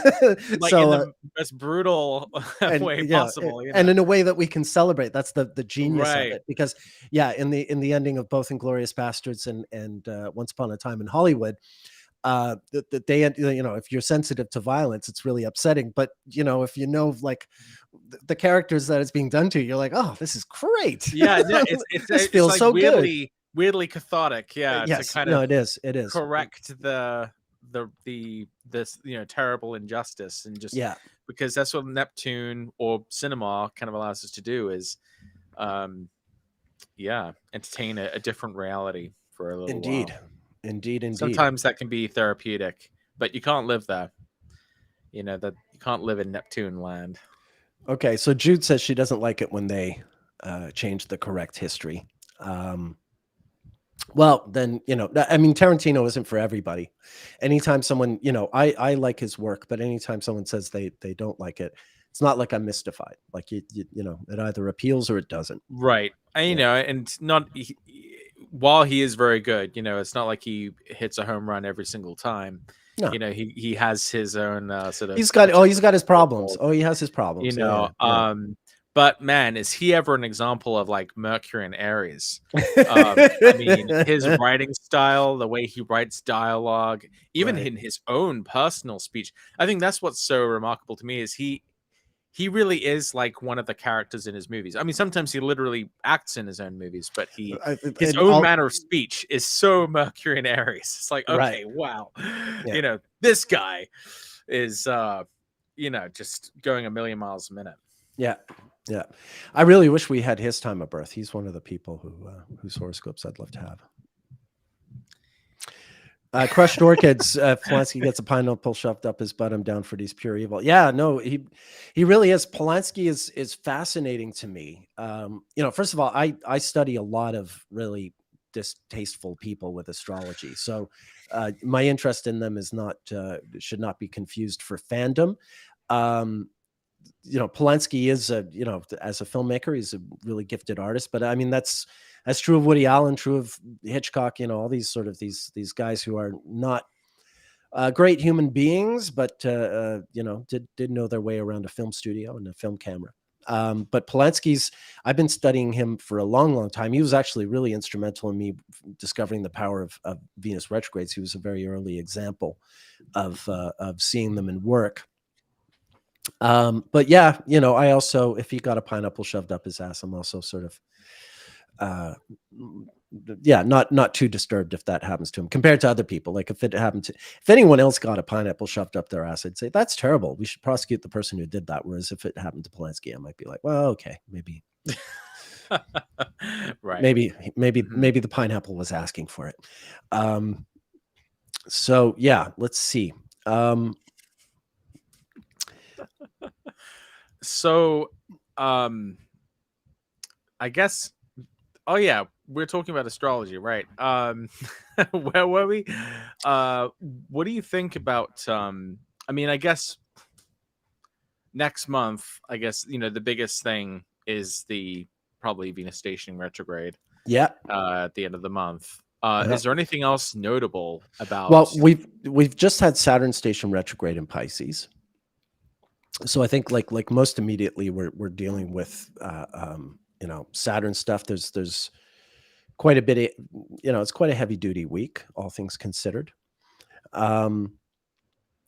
Aside from that, one other thing that I wished we had covered in the astrology podcast episode we did on Venus, and that you've talked about before, and that I haven't heard other people talk about before, but makes a lot of sense, is that sometimes someone's experience during a Venus retrograde can be colored by a transit that is occurring to your natal Venus in the same time frame. So, for example, if someone had their Venus placement at 6 degrees of Pisces, where Saturn currently is, and then Venus begins going retrograde in Leo, then you could say that person's experience of Venus retrograde would be colored by Saturn and would be more of a Saturnian sort of experience. Yeah, which in fact is what's happening to me. Saturn, I'm in an Aquarius perfection year. I'll be going into a Pisces perfection year with my birthday. And Saturn is just stationed opposite my Venus. My Venus is at 6 Virgo. And so, yeah, I expect this Venus retrograde to be somewhat Saturnian. My immediate guess is that I'm going to be sort of living on the opposite end of the planet from my wife for a little bit because of logistical things as we're going about our lives. But who knows what else? Maybe under pressure. The 2nd and 8th house matters. Sure. Yeah. It's a tricky year. I'm emigrating a family from South Africa to Canada, and there's an adoption involved and lawyers and all kinds of lot of pressure. So yeah, right. I think a lot of it is just revolving around that. At the same time, I'm I think my website looks terrible and I'm redesigning it. So there's also that kind of thing. Well, then luckily, that might be part of what Jupiter's doing, trining your Venus from the 10th, right? It's roughly within the range of the trine to your Venus. So that's, there's that kind of, positive professional component. And, we have been starting up these, these talks, these live streams. These have been good for you. So yeah, I think indeed they have. It's well, and if anyone watching this doesn't know, Nick and I, 8 years ago, we tried to kind of get a podcast launched at that time called I Love Astrology. And we were thinking of just like doing a reboot of it. We couldn't really figure out exactly how we were going to go about it, but then it just kind of turned into this.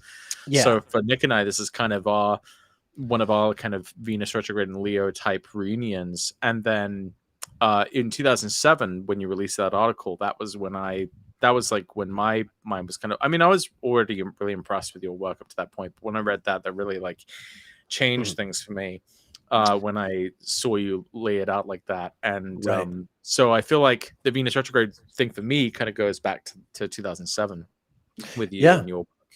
Yeah. Venus. So Yeah. this is an interesting And that's one that will come was to a Saturn half return from where we are now, right. essentially. That was Saturn just about to go into Virgo at the time. Oh, we got someone from Australia. Hi, Baki24. Um, Wow, that must be really early or really late. or I really start to, late. yeah, I think I really got early, that. really early. I'm in Vancouver and it's midday here, so it's probably really early. Baki, I'm not sure. I know in South Africa, Baki means like a pickup truck. Bakkie. I remember going to LA with Anna for the first time, and she saw a really big American pickup truck, and she goes, "Oh, look at that hectic Baki." And that's like, if you know South Africans, that just means like, my goodness, that's a very large pickup truck. That's South African for that. Anyway, welcome from Australia and anywhere else people are. So people are probably curious what Venus retrograde means for them. What do you think is some like really basic ways they can analyze what this Venus retrograde should mean for them? Do you feel like Venus retrogrades are predictable in their effects? Do you feel like there's an element which is always out of reach? No, they can be to some degree, they can be as predictable as anything else in astrology if you have if you have a context to apply it to. Sort of, broadly speaking, trying to address what Venus retrograde is going to mean for millions or billions of people at a time is a taller order. But yeah, in individual charts, I think it's somewhat predictable. And it's the kind of thing where it's a cycle that exists in and of itself, but it's constantly interacting with all the other planets. So it's sort of the whatever outcomes emerge, during Venus retrograde periods, will vary according to who's receiving them. Pixie's asking, Venus retrograde for red Venus intervals. Yeah. The Venus retrogrades are always in the red intervals. The red intervals begin with Venus's greatest elongation, and then about 73 days later, you get the interior conjunction, and then 73 days after that, the next greatest elongation. When is it too young to learn astrology? I ran into my nephew. Long story short, I was wondering if I should transfer the knowledge. His Jan 206, 8 p.m. Toronto, Kinshasa. Yeah, I don't think it's ever. Personally, I think I know a lot of people who are raised on astrology, from childhood. Doesn't seem to have damaged them overtly, other than their unfortunate friendship with me. Yeah, Patrick, you were exposed to astrology pretty young, weren't you? Yeah, I remember reading like my horoscope and like Reader's Digest, and my first question was, well, am I a Libra or a Scorpio? Because my Right. birthday is October 23rd, and so sometimes it would seem to apply, if I was a Libra or a Scorpio. So I went to my mom, who, I said, Mom, am I a Libra or am I a Scorpio? And she, my mom, was an astrologer. Because I didn't really know that. I didn't really understand that as a child. I mean, I know she would say sometimes things like, oh, Edward's being such a Libra right now, or my father, oh, he's being such an Aquarius right now. But or she'd blame things on Mercury retrograde, because Mercury retrograde affected our household a lot, with a lot of Mercury retrograde natives living there. So yeah, she told me, well, actually, you are a Libra. And I said, well, how do you know that? How do you know? And then she's like, well, because I took your time down at birth, obviously. Like, I have your chart. And so then I'm like, well, what does it say? And then she, gave me a little sort of snippet, as much as she could. She tried to sort of tell me in a the way that you would to a child. And I kept reading my horoscope, and then around like 14 to 15, that was when I started researching more about astrology online, and I went through my mom's book collection. And then by 2005, March 2005, was when I joined the MySpace group. That was at my loosing of the bond. And then some creepy guy in his 30s started talking to you. Yeah, so that's when I met Chris and Nick in March of 2005. The actual story is a little cringe, but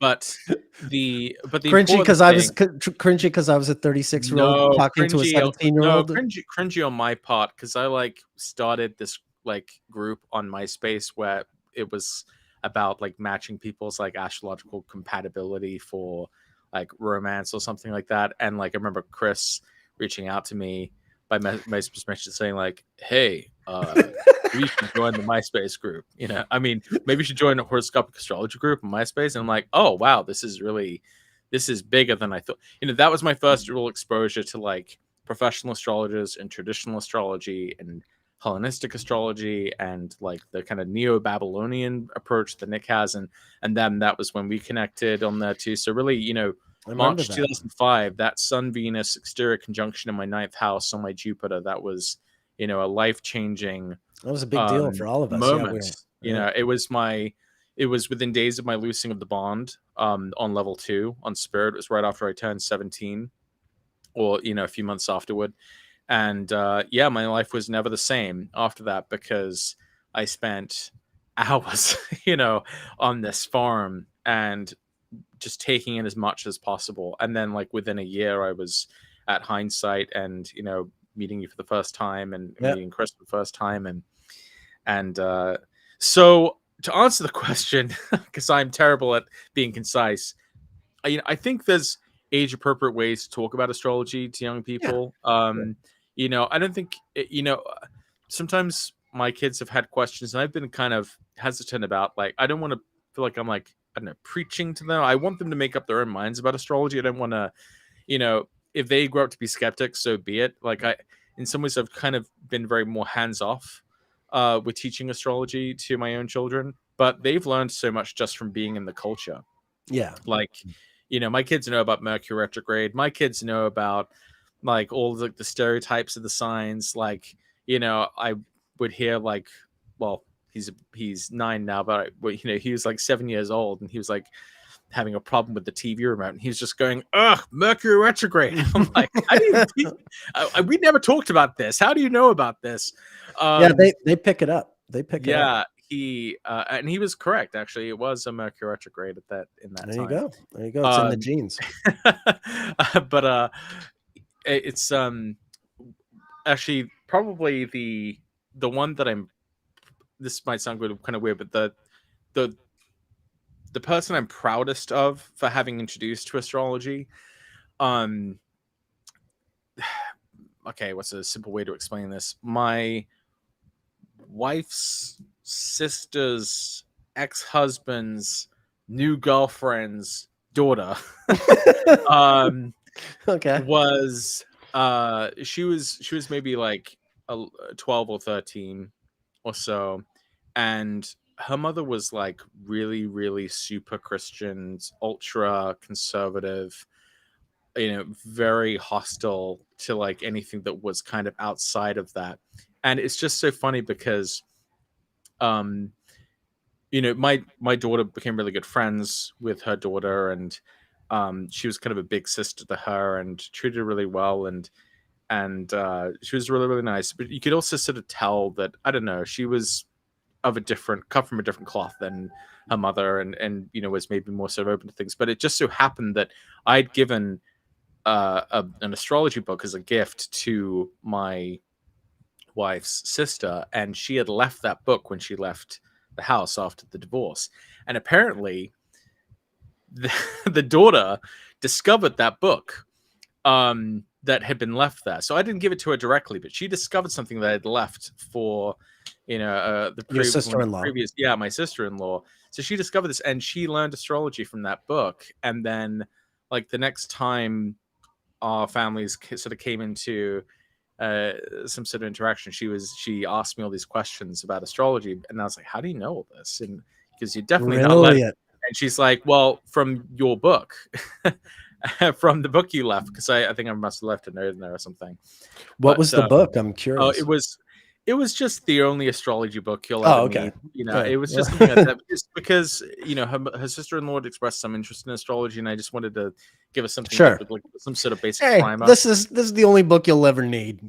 Yeah, I mean, biggest lie ever told. But I was just really glad that I was able to give her that, because she would not have been able to have gotten that information any other way. I feel like, of course, Yeah. she could have Googled it or something, but I didn't know how much Well that was being done, surveilled. Watson. So I'm Well really done. glad that she had that opportunity to learn about it, because she seemed to get a lot out of it, and actually seemed to have had fairly advanced knowledge, for someone who's only like 13 or 14.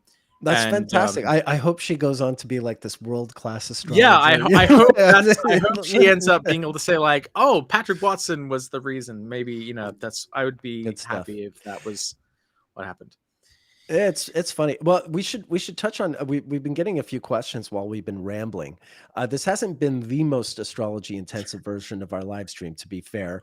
Some of it is I have a bunch of Venus stuff I want to talk about, but I'm sort of saving it for after the episode comes out, because once you've seen the episode with Chris, then we can sort of use the live stream as a sort of part two of what we talked about there. Because like we were saying, there's a lot of stuff we left out, but I want to leave that stuff until like next week's live stream. Hopefully people are okay with that, but I do want to answer the questions that are at least coming up now, so we can feel like people didn't sit through all this ramble for absolutely nothing. So Sarah Fruman asked, any difference in Venus retrograde periods if you have Venus retrograde natally? It depends on how you want to phrase it. Lots of people who don't have natal Venus retrograde, the transit can still be absolutely very, very powerful. As someone with Venus retrograde natally, it can also be powerful for you. But what's even more likely is if you have Venus retrograde natally, you can be part of someone else's Venus retrograde transit, if you know what I mean, like a sort of agent of that. In fact, you know what? I'm going to actually share one example. This is a pretty good one. In other words, if you don't have Venus retrograde, then Venus retrograde happens to you. But if you have Venus retrograde, then it can happen to you, but you are Venus retrograde as well. Yeah. And of course, despite we almost got through the whole episode without talking about a certain someone. Oh, no. And but I promise you, this is really good. This is really good. Okay, so natally, the dude. I got all his. Don't make me think about William Barr's Venus. No, I know. This tosser. Yeah. God. Where am I looking for him? There he is. Okay, so yeah, Trump doesn't have Venus retrograde. He's a black 3. But the period I'm going back to, the last red 5. He announced his candidacy when Venus was 28 days before the retrograde station. And then the primary debates, with the other Republicans, these started when Venus was retrograde in Leo here on his, on his ascendant and on the descendant of the evening, along with Mercury and Jupiter. So this first debate, this one in Cleveland, this is the one where, he got the most notable thing, I think, from this debate was he got into this ridiculous tussle with Megyn Kelly. Measuring contest. Well, it was the thing. This is the other. This is the Megyn Kelly thing. Okay, right? gotcha. So like this is when it all happened. Like, I mean, they would keep sort of sniping at each other from here on. She would be a moderator at another debate a little while later, and that was more civil somehow. But this is the one where they really get into, you remember anyway. I don't have to quote him now. Okay, now here's the interesting thing. So he doesn't have Venus retrograde. But she does. Well, not only does she, I'm just going to take you through this, okay? As I wander through here. So this is my Trump file. There's 286 charts. There's all kinds of people in here. Even just like people, like Andrew Dice Clay is in here because he was on the Celebrity Apprentice, or LaToya Jackson. But amongst them, but it's all mixed in with like the likes of Jamie Dimon or Carly Fiorina. She's one of the people I want to look at. Carly Fiorina.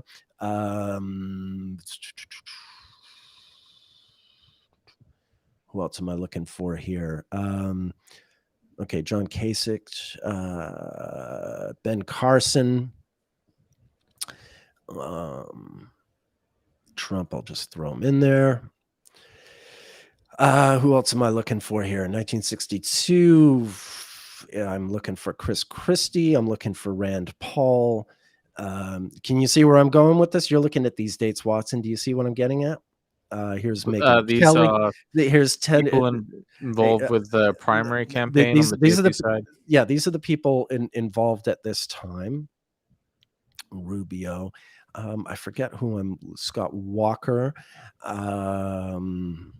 I thought Who else am I leaving out here? I've got almost everyone. I'm missing a couple. All right, they'll have to sort of. Oh yeah, Jeb Bush, of course. low energy Jeb. All right. I think I'm leaving out 1, 2, 3 others, but let's start with these. This is pretty good. Unless who the hell else am I forgetting here? Well, anyway. Okay, so Trump doesn't have natal Venus retrograde, but he gets involved in this whole tussle with Megyn Kelly. And yeah, Megyn Kelly does have Venus retrograde. So she is part of his Venus retrograde transit. He's getting into this ridiculous pissing contest with her. But then most of the other, even Trump himself doesn't have Venus retrograde, but Ben Carson does.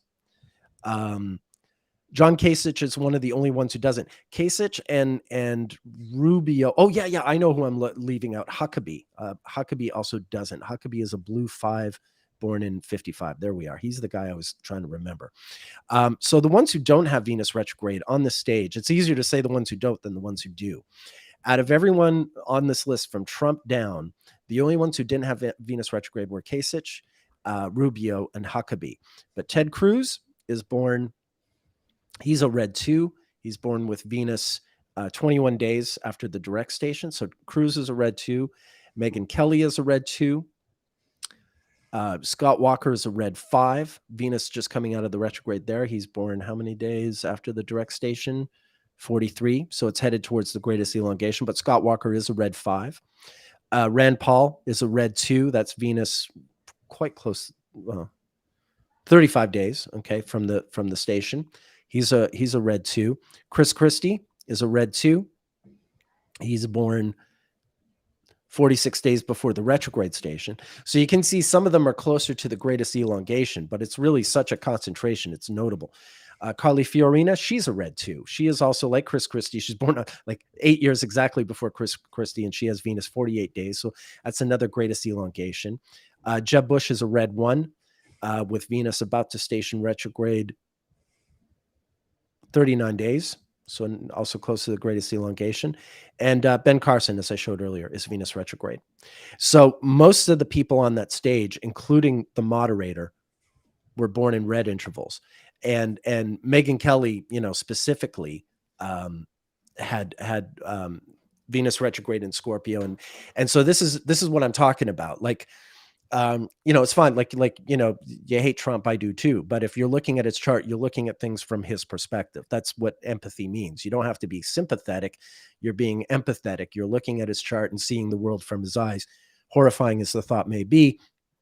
And to him, Megyn Kelly is a Venus retrograde force. Like, why is this woman asking all these unfair questions and all this, like the kind of stuff he said. I love the face you're making, but you know what I mean? That's sort of that's part of the whole thing. And of course he's, this whole Venus retrograde in Leo, this is like when he announced his campaign, the first slide I showed a little, when Venus was, in the red 5, but not yet retrograde. This is when he said that stuff about, people from Mexico and all that famous stuff. So yeah, he's really, he's irritating everyone. This is really the red 5 of 2015 is when he's really just sort of saying all this stuff that is shocking people. Oh yeah, that was the other thing at the debate I was showing, that first debate. Megyn Kelly says, you said all these terrible things about women, and he goes, only what's her name? Only Rosie O'Donnell, and all that stuff. So yeah, right, yeah. Yeah. But my point being, even though he didn't have Venus retrograde, that Venus retrograde was crossing his ascendant, and he's on stage debating mostly red interval people.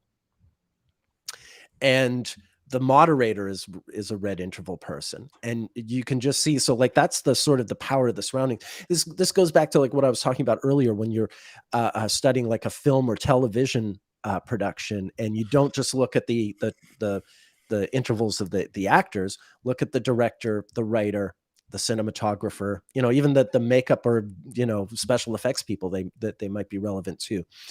There's so much you can get out of sort of learning. It's kind of weird though that he wasn't a red too in that phase, like because he was in some ways more like the Venus retrograde force in that situation. He was the one who was upending the norms. The Venus in that case, it was like a lot of the reds were like having to like push back against this kind of unruly force. Because I think for Trump, the big thing with his Venus is that it's like with Saturn in his 12th, and I think that accounts for the fact that he has the force of desire in his life has had a deleterious effect on other people and ultimately on himself, because he's now been convicted of sexual assault of Jean Carroll, and that was just one of the many credible accusations made against him over the course of his life. I'm not saying that every person who has Venus conjunct Saturn and Cancer in the 12th house has been,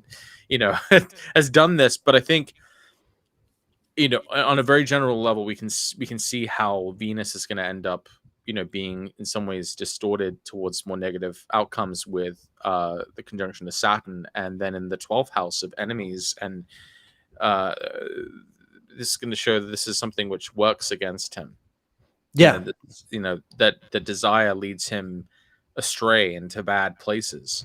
But I think to go to your point, this was just the sort of time for him to do these things. I mean, he, talk about changing consensus, right? I mean, he's suddenly doing all this stuff that anyone with any common sense would say, well, if you're running for office, you never just like outright insult immigrants or outright insult women. Like that's not supposed to work. And suddenly a lot of people were okay with that as far as like a campaign strategy goes. Yeah. Well, it's interesting too, because I think in the final count, he only won a plurality of GOP primary voters' votes. He didn't win a majority. Most GOP primary voters actually voted for a different candidate, but the issue was that there were too many other candidates. They weren't able to coalesce around one alternative, and thus Trump won by default rather than by actually he convinced a critical mass of people, but not enough to really be a majority. But then, of course, once you get into general election math, then that's when people are voting for people for their party, even if you're not terribly enthusiastic about them as a candidate. So then that accounts for the other 2/3 of the GOP primary voters. I don't want to give them any kind of pass. Well, no, look, it is what it is. But it is what it is. We're just talking about history here. Right. I'm gonna have to end the show.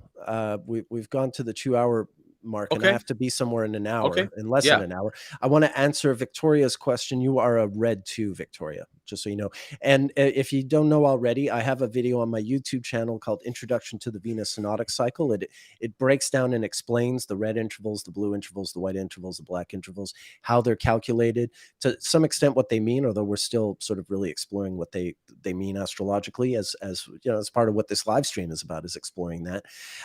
So we'll get into that. Crushed Orchids is asking questions that we can still we can still answer in a week or in a year, but touching on stuff that we've already talked about. So Crushed Orchids, we'll leave that one dangling, as it were. We will pick this up where we left off next week, by which time I believe that the Astrology podcast episode will be out. So then you'll at least have that to sort of that I imagine next week's live stream will be sort of a reaction to a part 2 of what we covered with Chris the other day. Yeah. Make sense to you? Yeah. That sounds good. All right, cool. So Patrick, give us some plugs. Well, your site, your you can find my work and my services at patrickwatsonAstrology.com. You can find me on Twitter and other places at pwatsonastro, right there where you can see my name. All right. And my website is nickdaganbestastrologer.com. And I'm on YouTube, Twitter, and wherever your local, we've really expanded our social media these days. Right. Although I can't stream on some of these newer places yet. Yeah, but the time will come when we can. But anyway, do look out for us, and we'll be live streaming again next Sunday, doing the team stream. Tomorrow I'm doing my solo stream, so if you want to hear me ramble without Patrick's feedback, the chance to do that is on Mondays. That's at 2 p.m. Eastern. And so I'll see some of you tomorrow, hopefully all of you tomorrow, hopefully even more of you tomorrow, or whoever wants to come. And and Patrick, I'll see you next Sunday. Thanks for engaging conversation as always, Patrick. And thanks to everyone for tuning in. We'll see you soon. Thank you. Bye.